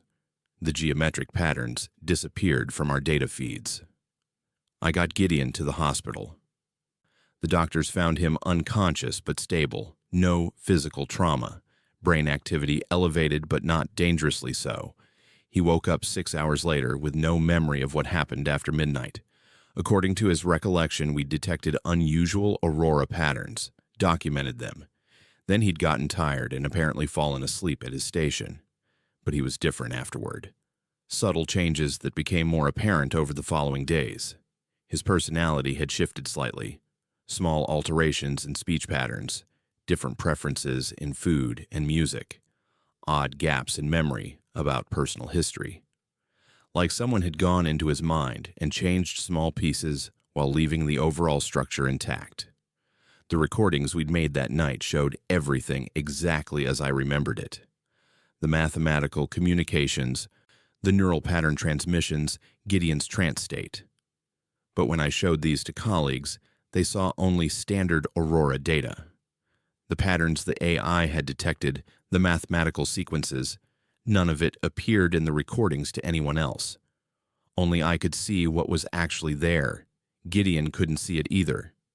When I showed him his own EEG from that night, the patterns that had matched the aurora, he just saw normal brain activity. He suggested I take some time off, said I'd been working too hard, that the isolation was affecting my perception. I made copies of everything, stored the data in multiple locations, sent encrypted files to secure servers. Then I went back through our historical records, looking for similar patterns in past aurora events. They were there, going back years, decades. Geometric patterns embedded in electromagnetic phenomena that our sensors had recorded but no one had recognized because we weren't looking for them. Mathematical structures appearing during major geomagnetic storms throughout recorded history. Whatever communicated through the aurora in February 2023 had been doing it for a long time, maybe centuries, maybe longer. Using the northern lights as a transmission medium, sending information into Earth's atmosphere, occasionally making direct contact with human consciousness when the conditions were right. I traced the coordinates Gideon had spoken during his trance state, the numbers he'd verbalized in those impossible harmonics. They pointed to empty space about 2,000 light-years from Earth. There's nothing at those coordinates according to our stellar catalogs. No star, no nebula, no detectable mass, just empty space that apparently isn't as empty as our instruments suggest. The aurora displays have continued being unusual. Southern Canada has seen northern lights multiple times since February, events that shouldn't happen at those latitudes. More people reporting the shared dreams, the geometric visions, the feeling of vast attention focused on our planet. Government agencies started asking questions about our research. Health Canada wanted our data, particularly the neural pattern information. I provided sanitized versions, holding back the actual communication sequences. Something told me that letting them have complete access would be dangerous, though I can't rationally explain why. Gideon left the program in May, said he was pursuing different research interests, took a position at a private laboratory I'd never heard of. When I looked up the company, their public information was vague. Something about atmospheric research and electromagnetic applications. They had government contracts I couldn't get details on. I still monitor the aurora, still collect data every night there's activity. The mathematical patterns continue, more sophisticated now, evolving. Whatever is communicating has learned from our February exchange, adapted its methods, refined its transmission protocols, and the neural pattern signals keep appearing, not just during major aurora events anymore, but during minor fluctuations too. Like whatever made contact that night has established a permanent communication channel and is gradually increasing its bandwidth. I think about Gideon often, about the person he was before that night and the person he became after, about the small differences that accumulate into someone fundamentally altered. I wonder if he knows what happened to him, if somewhere in his modified mind there's awareness of the changes. And I wonder about the 200 people in Yellowknife who experienced those shared visions. If they're different now, too. If something came through the aurora and touched their consciousness, left marks we can't see but that alter how they think and what they perceive. The next major geomagnetic storm is predicted for next month. Solar activity is increasing, and models suggest we'll see aurora displays across most of Canada. I'll be monitoring, collecting data, watching for the patterns that only I seem able to recognize anymore. Because whatever reached out in February 2023 is still there, still communicating, still observing, and I think it's getting closer, finding better ways to interface with human consciousness, preparing for something I don't have enough data to predict. The sky isn't empty. The lights we see dancing at the edge of space aren't just particles and magnetism. There's intelligence there, vast and patient and utterly inhuman, using the aurora as its voice. And it knows we're listening. When you look up at night and see lights where they shouldn't be, colors shifting in patterns that almost make sense, do you feel like something is watching back? Comment what you'd transmit if something cosmic finally answered, because the next message might require better questions than the ones we've been asking. My name is Bellamy, and I've worked as a real estate agent in Oakville, Ontario for 8 years. June 2020 was supposed to mark a fresh start for me after a difficult divorce, a chance to rebuild my career and life in a new development that promised community and belonging. Instead, it became the month I lost myself, in ways I'm still trying to understand. What I'm about to tell you might sound like paranoia or delusion, but I have evidence that suggests something far stranger is happening in the subdivision where I now live and work. Harmony Heights was a new development on the western edge of Oakville, one of those master-planned communities that promise perfect family living. Identical homes arranged in gentle curves, all built in the same 6-month period, all featuring the same 3-floor plans with minor cosmetic variations. The developer called it intentional design harmony. Looking back, that name should have been my first warning. I was hired to be the exclusive sales agent for the final phase, 20 homes that would complete the neighborhood. The base salary was generous, and the commission structure was better than anything I'd seen in the industry. The development company, Harmony Communities, Inc., seemed professional and well-funded, though I noticed their corporate information was oddly vague when I researched them online. My first day showing homes was June 15th. I met with 3 families, all relocating to the area, all looking for that ideal suburban experience. What struck me immediately was how similar they were. Not just demographically, though, they all fit the same profile of upper-middle-class families with 2 children. But their mannerisms, their speech patterns, even the questions they asked about the homes were nearly identical. I chalked it up to coincidence. People shopping for suburban homes tend to have similar priorities and concerns. But over the following weeks, I showed properties to 17 more families, and the pattern held. Same income brackets, same family structures, same preferences, same almost scripted way of evaluating properties. By early July, all 20 homes had sold.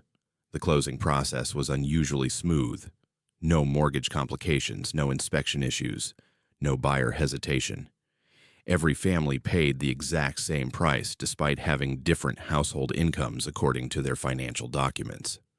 When I mentioned this to my broker, he said Harmony Communities had negotiated flat pricing as part of their development model.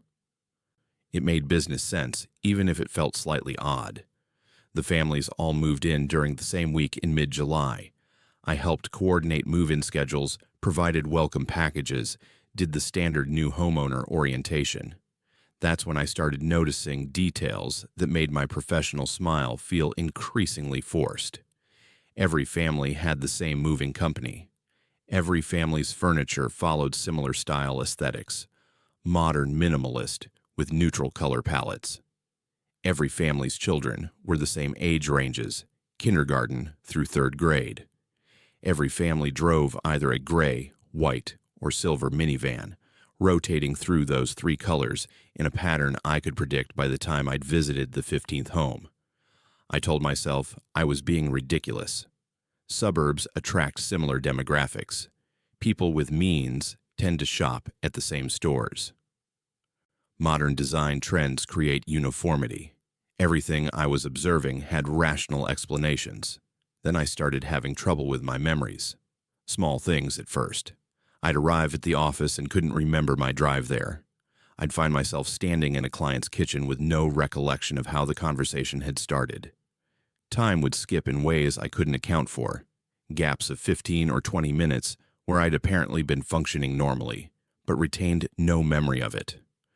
I scheduled a doctor's appointment, worried about early onset dementia or neurological issues.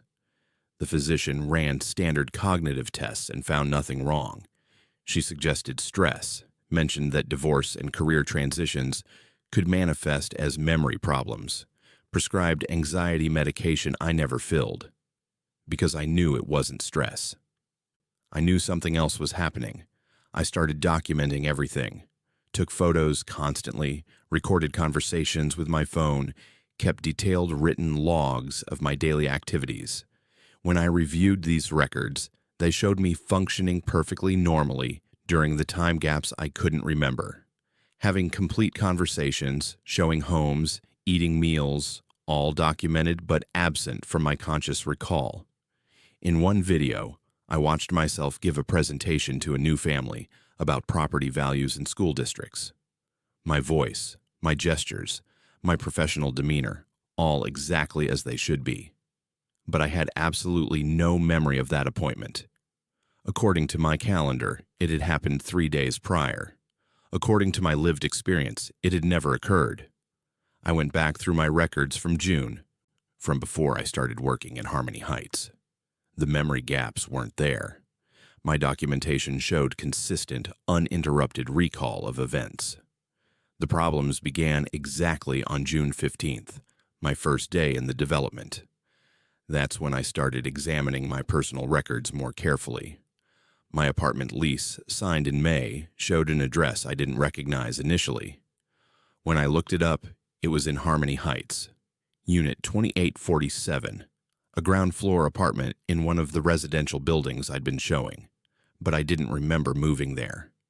My last clear memory of my living situation was my previous apartment across town, the one I'd moved into after the divorce. Yet my bank statements showed rent payments to Harmony Heights management since June 1st. My mail was being delivered there. My car was registered to that address. I drove to the apartment, used the keys on my keychain that I couldn't remember obtaining, walked into a space that was furnished with my belongings, my furniture, my personal items, all arranged in a layout I didn't recognize making. The apartment was in Building 7, Section B.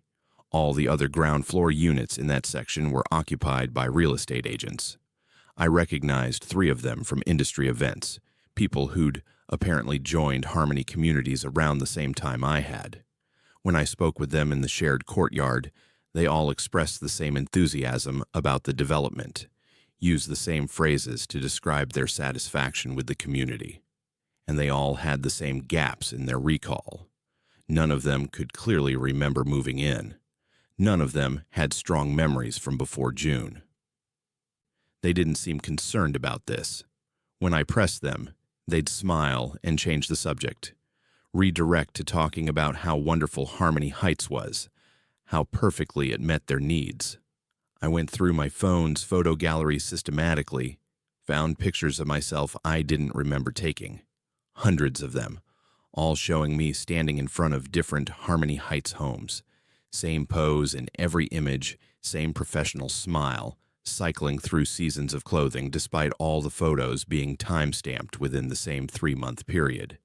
In some photos, the homes in the background were completed and occupied. In others, taken supposedly weeks earlier according to timestamps, those same homes were still under construction. The chronology didn't make sense. The development timeline didn't align with the documented progression in my photos. I contacted Harmony Community's corporate office, tried to speak with someone about my employment contract, about the company's background. The phone number went to a voicemail system that never returned calls. The corporate address listed on my paperwork, led to a serviced office facility where the receptionist had no record of Harmony Communities as a tenant. My bank statements showed regular direct deposits from the company. My health insurance was provided through them. My business cards had their logo, but I couldn't find any evidence the company actually existed as a legal entity. I started driving through Harmony Heights at night, documenting everything. The neighborhood followed patterns that became more obvious with observation. Families maintained identical routines. Children played outside between 4 and 5:30 every afternoon. Adults watered lawns on alternating days, following a schedule no one had officially announced.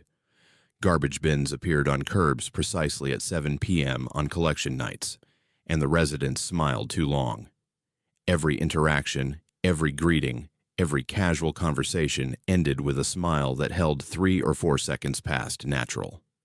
I timed it, consistent across every resident I observed. I tried to leave, decided I needed to get away from Harmony Heights, clear my head somewhere else, figure out what was happening. I packed a bag, got in my car, drove toward the highway. I don't remember the drive back, but I woke up in my Harmony Heights apartment the next morning, my packed bag still in the car, no memory of returning. This happened 3 more times. Each attempt to leave the area resulted in lost time and waking up back where I started. My phone's location history showed the truth. On each attempt to leave, my car had driven in circles around Harmony Heights for 2 to 4 hours before returning to my apartment. Perfect circles, following the curved streets of the development in loops that covered every section of the neighborhood. I wasn't driving during those hours, or if I wasn't conscious of it. Something else was piloting my body through those loops, returning me home, ensuring I stayed within the boundaries of the community.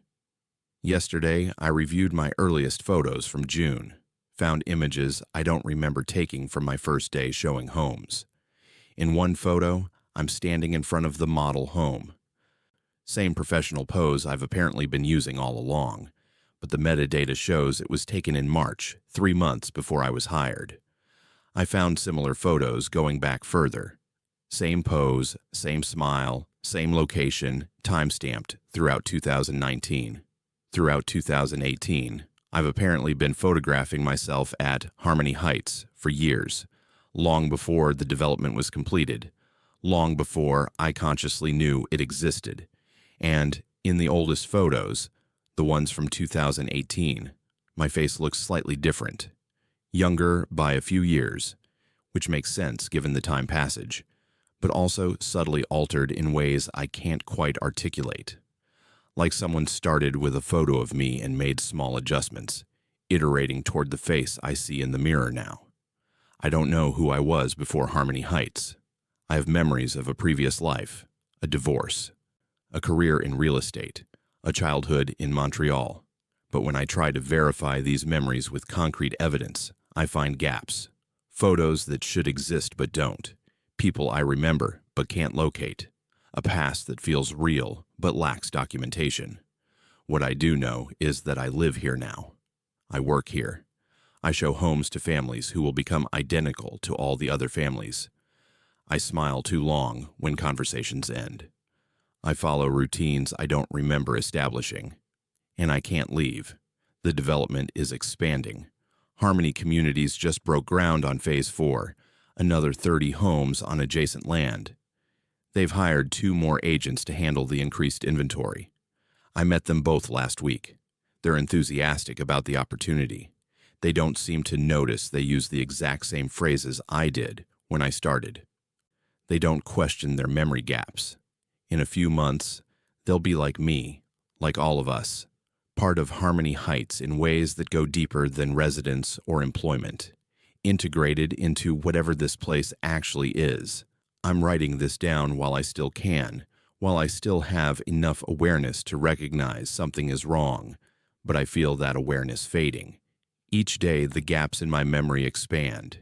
Each day, I find it harder to question the routines. Each day, the smile holds a little longer. Soon, I'll be like the others, perfectly content, perfectly integrated, perfectly unable to remember why any of this ever seemed strange. Check your own address right now and make sure it matches where you think you live. 'Cause some places don't just house you, they remake you into something that belongs there. And you might not notice until you can't remember who you were before. What's the earliest memory you have of your current home? And can you prove it really happened the way you remember? My name is Eric, and I've been driving ice road trucks in Canada's Northwest Territories for 17 years. March 2012 was my last season running the Tibbet to Contoido Winter Road, and what happened out there on the frozen lakes ended my career in the most terrifying way possible.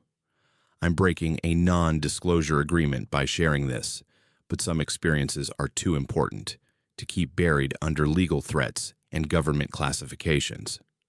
The ice roads are temporary highways built every winter across frozen lakes in the Arctic, connecting remote diamond mines to supply routes.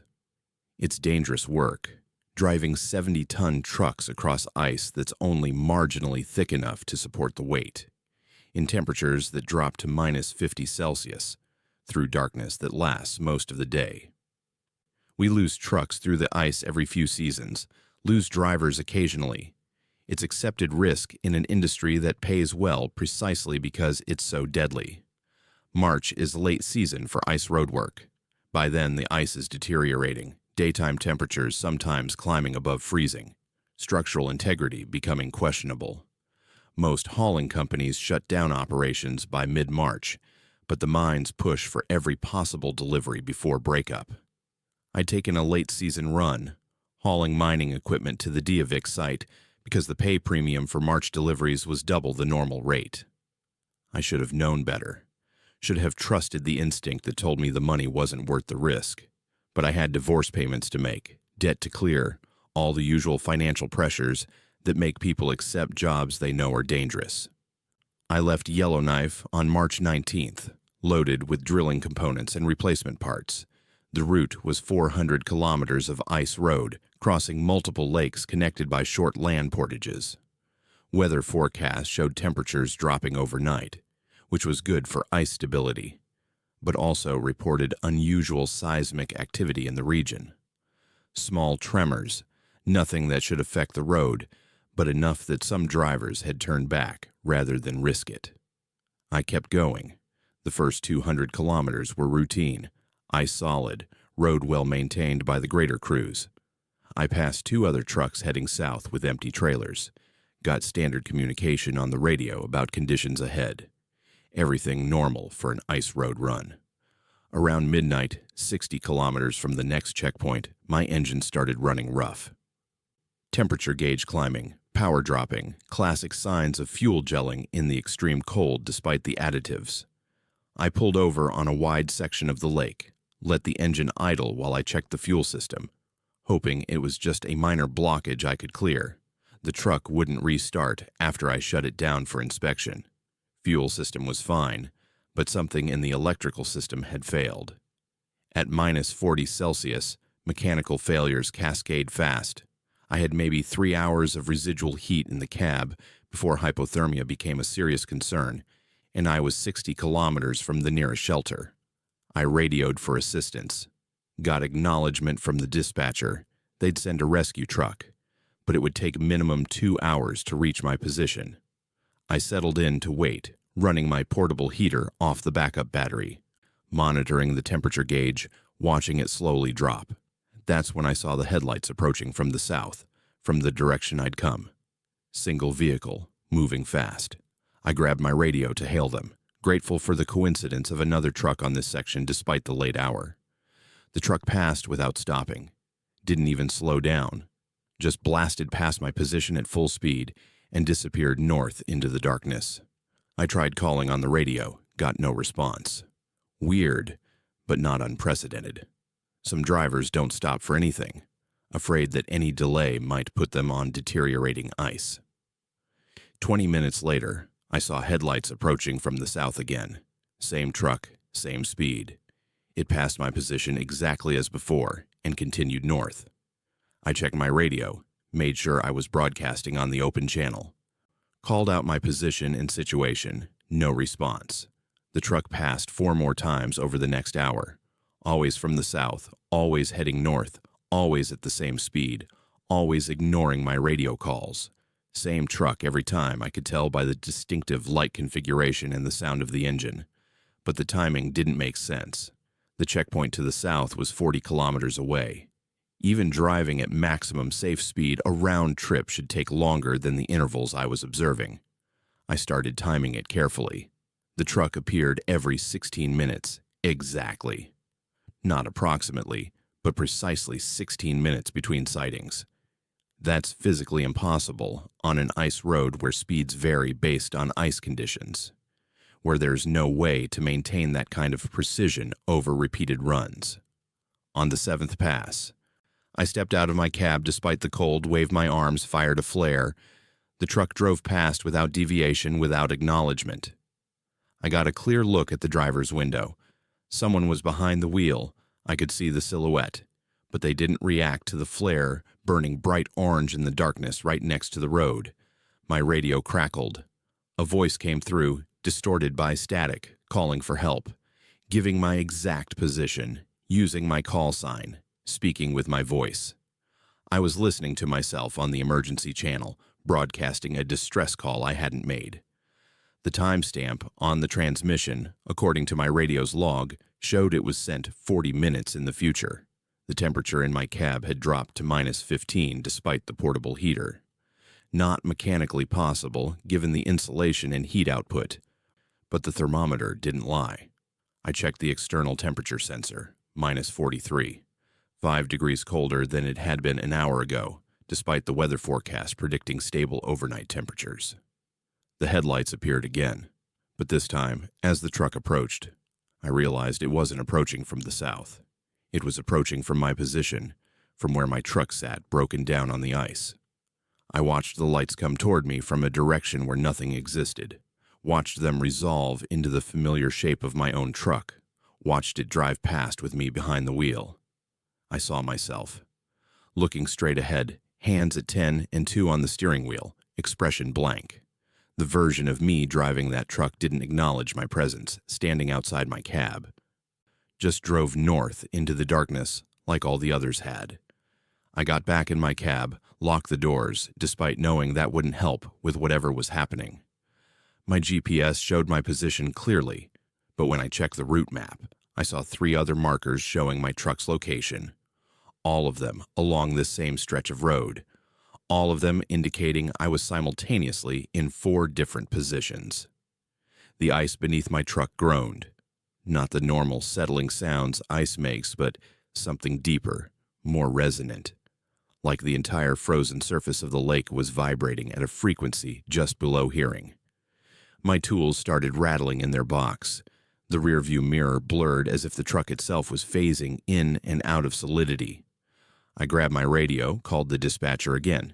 They responded immediately, said my rescue truck was 20 minutes out. But their voice sounded wrong, layered, like multiple versions of the same person speaking slightly out of sync. Then I saw more headlights, not from south or north, but from ahead of me and behind me simultaneously. Multiple versions of my truck, all approaching my position from different directions that shouldn't exist on a straight road. 5 trucks, 10, 20, all of them identical to mine, all driving toward the exact spot where I sat. I realized what was happening. The ice wasn't just ice. The lake beneath the road was doing something to time, creating loops or reflections or echoes. I was seeing myself from different moments, different iterations of the same night, all collapsed into simultaneous observation. And if I could see the other versions, that meant they could see me. Which meant somewhere in this tangle of temporal echoes, there was a version of me who'd fallen through the ice, a version who'd frozen to death waiting for rescue, a version who'd kept driving and made it safely to the checkpoint. The radio crackled again, my voice, but coming from multiple transmissions overlapping, some calling for help, some reporting successful arrival at destination, some screaming, one of them just breathing, ragged and desperate, for 30 seconds before cutting out. I looked down at the ice. In my headlights, I could see cracks forming, not spreading in typical fracture patterns, but appearing in geometric shapes, like something underneath was pressing up against the surface. The cracks glowed faintly, phosphorescent blue, tracing patterns that hurt my eyes to follow. Through the largest crack, I saw water. But not normal lake water. The liquid beneath the ice was moving wrong, flowing in directions that didn't match any current, reflecting light that wasn't coming from my truck. And in that water, I saw shapes. Trucks, dozens of them, suspended in the liquid at various depths, their lights still on, creating an underwater constellation of headlamps pointing in impossible directions. One of those submerged trucks was oriented wheels up, directly beneath my position. I could see its undercarriage through the crack, could see the license plate. Same number as my truck. I was looking at a version of myself that had already fallen through, already drowned, already become part of whatever this place was. The rescue truck arrived. Actual rescue truck, not another Echo. The driver's name was Colin, solid professional I'd worked with before. He got out of his cab, hooked up towing equipment, asked if I was okay. I tried to explain what I'd been seeing, but the words came out wrong, fractured and overlapping like the radio transmissions. Colin looked at me with concern I recognized. The look people give someone who's been in the cold too long, whose brain function is impaired by hypothermia. He got me into his heated cab, radioed ahead that he was bringing me in along with my disabled truck. The tow back to the checkpoint took 90 minutes. Normal time, normal distance. The road was solid, ice in good condition, no cracks, no geometric patterns. Colin talked about normal things, weather and work and upcoming season planning. Everything routine. But twice during that drive, I saw headlights approaching from ahead that disappeared before reaching us. And once, I heard my voice on the radio, calling from coordinates we'd passed 15 minutes earlier, reporting that my truck had broken through the ice and I was in the water. Colin didn't react to any of it. When I asked if he'd heard the radio transmission, he looked confused, said the channel had been quiet the whole trip. At the checkpoint, emergency crews examined my truck, found the electrical failure, a simple corroded connection that had broken. The kind of breakdown that happens, gets fixed, and you continue your route. Nothing mysterious about it. But I couldn't explain the 3 other trucks they found the next day when they did ice surveys of the route. All of them in the same area where I'd broken down, all of them submerged at different depths, all of them carrying identical loads to mine. The serial numbers on the equipment matched my cargo manifest exactly. Same truck, same load, same driver.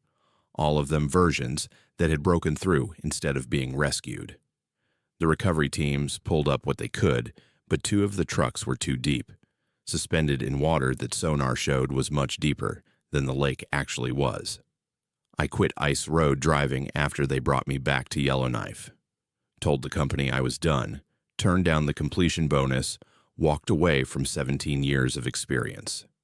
People thought I'd cracked under pressure, that isolation and cold had broken something in me. Maybe they're right. Maybe I hallucinated all of it. Hypothermia-induced delusions that felt real but weren't. The doctors couldn't find anything neurologically wrong with me, but they suggested trauma counseling anyway. I didn't take it, because I know what I saw was real, even if nobody believes it.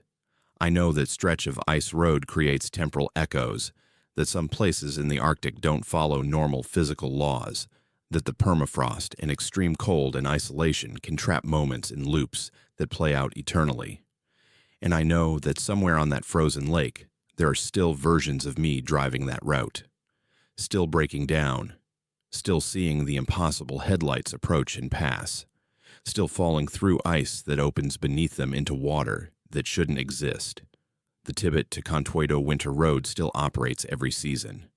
Trucks still run that route. And every few years, one goes missing in the section where I broke down, lost through ice that seemed solid, swallowed by water too deep for the lake's actual depth. The recovery teams never find all the bodies, never can quite account for why multiple trucks sometimes go missing in the same spot on the same night, even though logs show they left at different times, took different routes.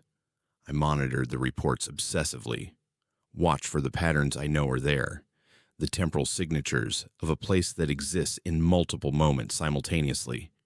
And sometimes, late at night, when sleep won't come, I hear my own voice on old radio recordings, calling for help from March 2012, still broadcasting from coordinates on that frozen lake. Still stuck in the loop, still driving past my own broken truck every 16 minutes, still falling through ice into water that reflects versions of myself I'll never become. The ice remembers every truck that's crossed it, every weight it's supported, every moment of stress.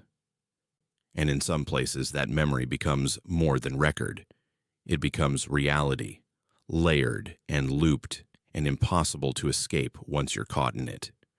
If you heard your own voice calling for help from somewhere you've already left behind, would you answer or would you keep driving? Drop your response below, because some roads circle back whether we want them to or not, and the distance between where you are and where you were might be shorter than you think. My name is Dahlia, and I'm a neurologist specializing in degenerative brain conditions at St. Paul's Hospital in Vancouver, British Columbia. December 2016 was when I stopped believing that medicine could explain everything about human consciousness and mortality. What I witnessed in our neurology ward that month fundamentally challenged my understanding of what it means to be human, to have identity, to exist at all.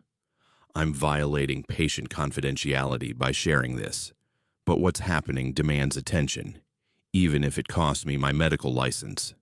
It started with a pattern I noticed during routine rounds. 7 patients across different rooms, admitted over a 3-week period, all presenting with nearly identical symptoms. Progressive amnesia that moved backward through time. They'd forget yesterday, then last week, then last month. Standard retrograde amnesia follows predictable patterns after trauma or stroke, but these cases were different. The memory loss was too uniform, too systematic, like something was methodically erasing their personal histories in reverse chronological order. The first patient, Archie, came in on November 28th. He was 63, former accountant, no history of neurological issues. His wife brought him in after he couldn't remember their anniversary dinner from the previous night. By the time I examined him 3 days later, he'd lost the last 6 months. Brain scans showed completely normal structure. No lesions, no atrophy, no vascular damage. His brain looked healthy, but functionally, it was losing access to stored memories at an accelerating rate. Within 2 weeks, we had 6 more patients with the same presentation. Different ages, different backgrounds, no apparent connection between them. But the pattern was identical. Memory loss progressing backward, brain scans showing normal structure despite devastating functional decline. By mid-December, the situation had deteriorated beyond anything in medical literature. Archie had regressed past childhood memories. He'd forgotten language acquisition, lost motor skills he'd learned as an infant. We had to restrain him because he'd forgotten how to control his limbs with intent. He'd make sounds, infantile babbling, but no recognizable speech. His brain was forgetting how to be human. I consulted with colleagues across 3 provinces, sent them anonymized case files, brain imaging, blood work results. Nobody had seen anything like it. The closest comparison was to prion diseases like Creutzfeldt-Jakob, but those show characteristic brain changes on imaging. Our patients' brains remained structurally perfect, even as they forgot how to exist. Then the pattern expanded. 2 nurses on our floor developed symptoms. Early-stage memory loss, couldn't recall their previous shift, had gaps in their personal timeline. I implemented immediate quarantine protocols, treated it as potentially infectious despite having no evidence of transmission mechanism. That's when I realized I was affected too. Small gaps at first.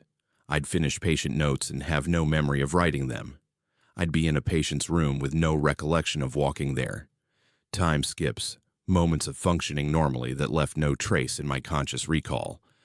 I started recording everything, voice memos documenting my activities, video logs of my decision-making process, written journals with timestamps. When I reviewed these recordings, they showed me performing my job competently during the periods I couldn't remember. But the person in those recordings felt increasingly unfamiliar, like watching someone else wearing my face. I tried to trace patient 0, find the index case that might explain the outbreak. Hospital records showed all 7 original patients had one commonality. They'd all been treated in our emergency department within the same 48-hour period in late November, though for different complaints: food poisoning, minor injuries, respiratory infections, nothing that connected them medically. But the ER had received a transfer from another facility during that window, an archaeological specimen that required medical assessment. Human remains, approximately 12,000 years old, discovered during permafrost excavation in the Yukon. The remains had been unusually well preserved, and researchers wanted medical imaging to study ancient pathology. The remains had been in our CT scanner for 6 hours, while a team documented bone structure and tissue preservation. All 7 of our initial patients had received scans during or immediately after that imaging session. Same scanner, same 24-hour period. I accessed the archaeological records. The remains showed unusual cellular structure, tissue that appeared almost viable despite being millennia old. The research team had noted that the preservation suggested environmental conditions that essentially paused biological decay. Not freezing in the traditional sense, but something else. A state where biological processes continued at infinitesimally slow rates, creating the illusion of preservation while actually maintaining minimal metabolic function. What if those cells weren't just preserved? What if they were still functioning, still executing their basic biological programming after 12,000 years? And what if that programming included something that affected neural function, something that spread through proximity to active brain tissue? I reviewed the scanner logs, found electromagnetic anomalies during the remains imaging session, fluctuations that our technicians had noted but dismissed as equipment interference. The patterns looked similar to active neural signaling, like the dead tissue had generated electrical activity in response to the scanner's electromagnetic field. And now that activity was spreading, from the patients who'd been scanned near the remains, to the staff who treated those patients, to me. I documented my own decline systematically, measured the rate of memory loss, tracked which types of memories disappeared first. Recent explicit memories went quickly. Procedural memories, the unconscious knowledge of how to perform tasks, lasted longer. But eventually, those faded too. By December 20th, Archie had reached a state I still struggle to describe clinically. His body was alive, cardiovascular system functioning, lungs processing oxygen, but his brain had forgotten fundamental biological operations. He'd lost the ability to regulate his body temperature, lost the unconscious control of breathing rhythm. His autonomic nervous system was failing not because of physical damage, but because his neural tissue had forgotten how to execute those ancient basic functions. We kept him alive with machines, ventilator for breathing, external temperature regulation, medications to maintain blood pressure. But we weren't treating disease. We were compensating for a brain that had forgotten 12 million years of evolutionary programming. The other patients followed similar trajectories, some faster, some slower, but all moving toward the same endpoint, their bodies forgetting how to be bodies, cells losing the information that told them how to function, not dying exactly, but ceasing to maintain the organized patterns that constitute life. I found one patient in a state that violated my understanding of biology. Her name was Sunny, admitted 3 weeks prior with early memory symptoms.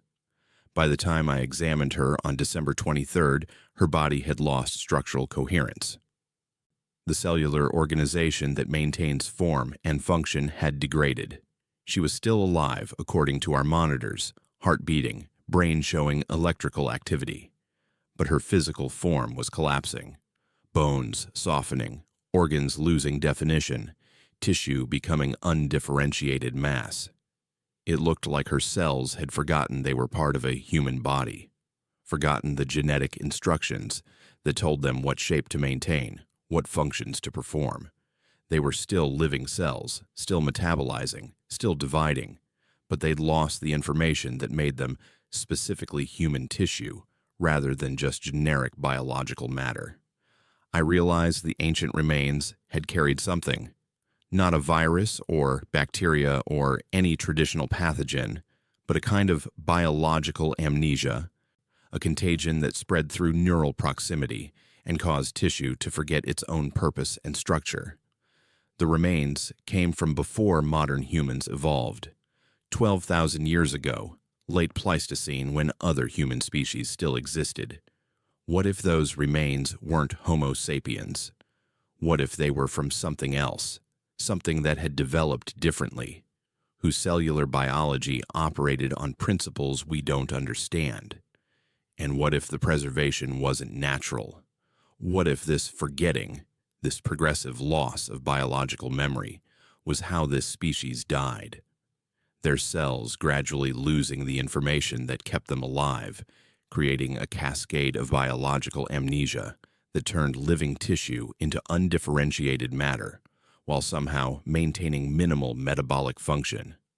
We'd awakened that process, brought it into contact with modern human tissue, and now it was spreading through our neurology ward, through our staff, through me. I reviewed my video logs from 3 days prior, watched myself explain all of this to the hospital administration, recommend immediate facility-wide quarantine, suggest we needed to contact the CDC and Health Canada, watched administrators take notes, agree with my assessment, implement protocols. But I had no memory of that meeting, no recollection of making those recommendations. The person in the video was competent and professional, and me, but that entire experience had been erased from my accessible memory. I checked my personal phone, found messages I'd sent to family members, explaining I might not be in contact for a while, telling them I love them, saying goodbye in ways that suggested I knew what was coming. No memory of sending those messages, no recollection of the emotional state that would have driven me to reach out like that. I was watching my own consciousness fragment, watching my identity dissolve as my brain forgot how to maintain the patterns that constitute self-awareness. My last clear memory is from December 27th. I'm in my office, recording a final video log, explaining everything I've observed. I'm clinical about it, detached, describing my own cognitive decline, with the same professional distance I'd use for any patient.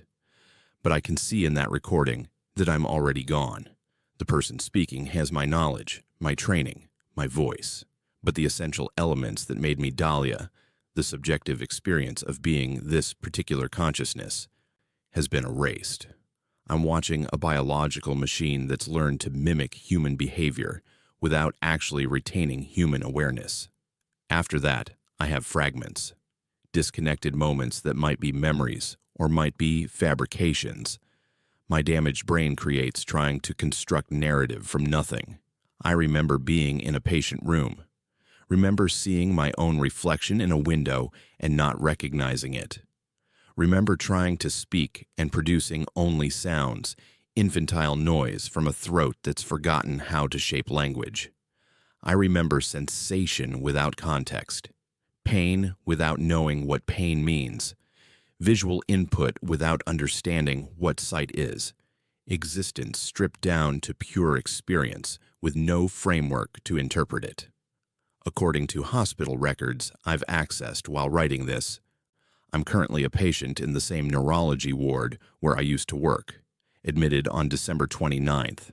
Diagnosis listed as advanced degenerative amnesia of unknown etiology. The notes describe me as non-responsive, requiring total care, showing minimal brain activity despite structurally normal imaging. But that can't be right, because I'm writing this now. I'm composing sentences, accessing vocabulary, demonstrating cognitive function that my medical file says I no longer possess. Unless this isn't now, unless I'm writing this from before, from a version of myself that still had enough coherent consciousness to document what was happening. And what I think of as present moment is actually memory, the last fragments of awareness playing out in a brain that's already forgotten how to sustain them.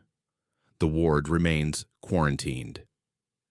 Health Canada classified the outbreak, sealed all records, transferred the archaeological remains to a secure facility. The official story is fungal contamination, treatment with antifungals, standard infection control protocols. But I know what really happened. I lived it.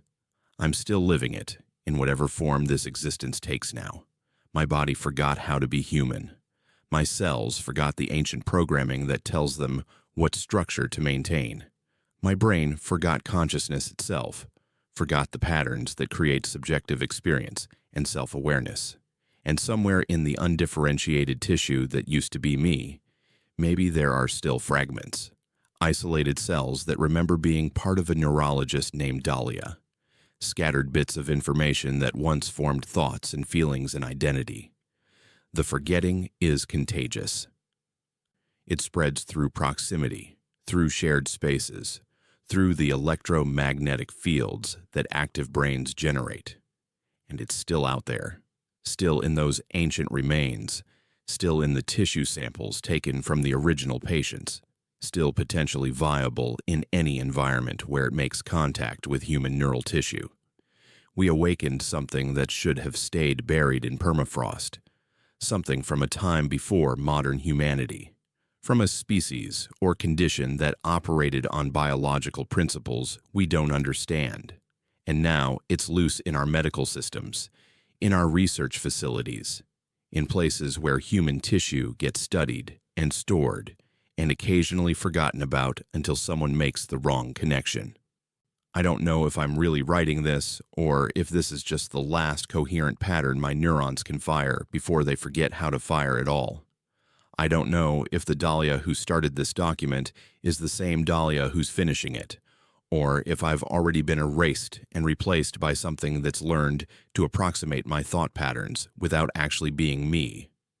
But if you're reading this, if you work in healthcare or archaeology or any field where you handle ancient biological material, be careful what you wake up. Be careful what you bring back from the frozen places. Because some things are preserved not because they're dead, but because they're still alive in ways we can't recognize until it's too late. The forgetting wants to spread. It wants to teach every cell in every body to forget what it knows, forget what it is, forget how to maintain the patterns that separate life from undifferentiated matter. And once it starts, there's no treatment, only documentation of the decline, watching as biology itself forgets how to be biological. I'm signing off now. Or I signed off months ago. Time is unreliable when memory becomes optional. But this document exists, which means some version of me completed it, got it uploaded, made it accessible. Consider that your warning. Consider that your evidence that some medical mysteries aren't mysteries at all, but answers we're not equipped to understand. When you forget something important today, can you be certain it's actually gone or just hiding in neural pathways you've lost access to?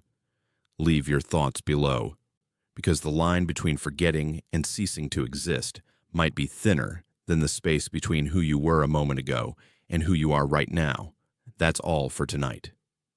10 stories from the frozen north that prove Canada holds more than wilderness in its vast spaces. These accounts came from real people whose lives were forever altered by what they encountered. If these stories unsettled you, that's exactly the point. The unknown doesn't wait for us to be ready. Subscribe to Unspoken Fears, hit that bell, And remember, some truths are better whispered in the dark. Stay safe out there.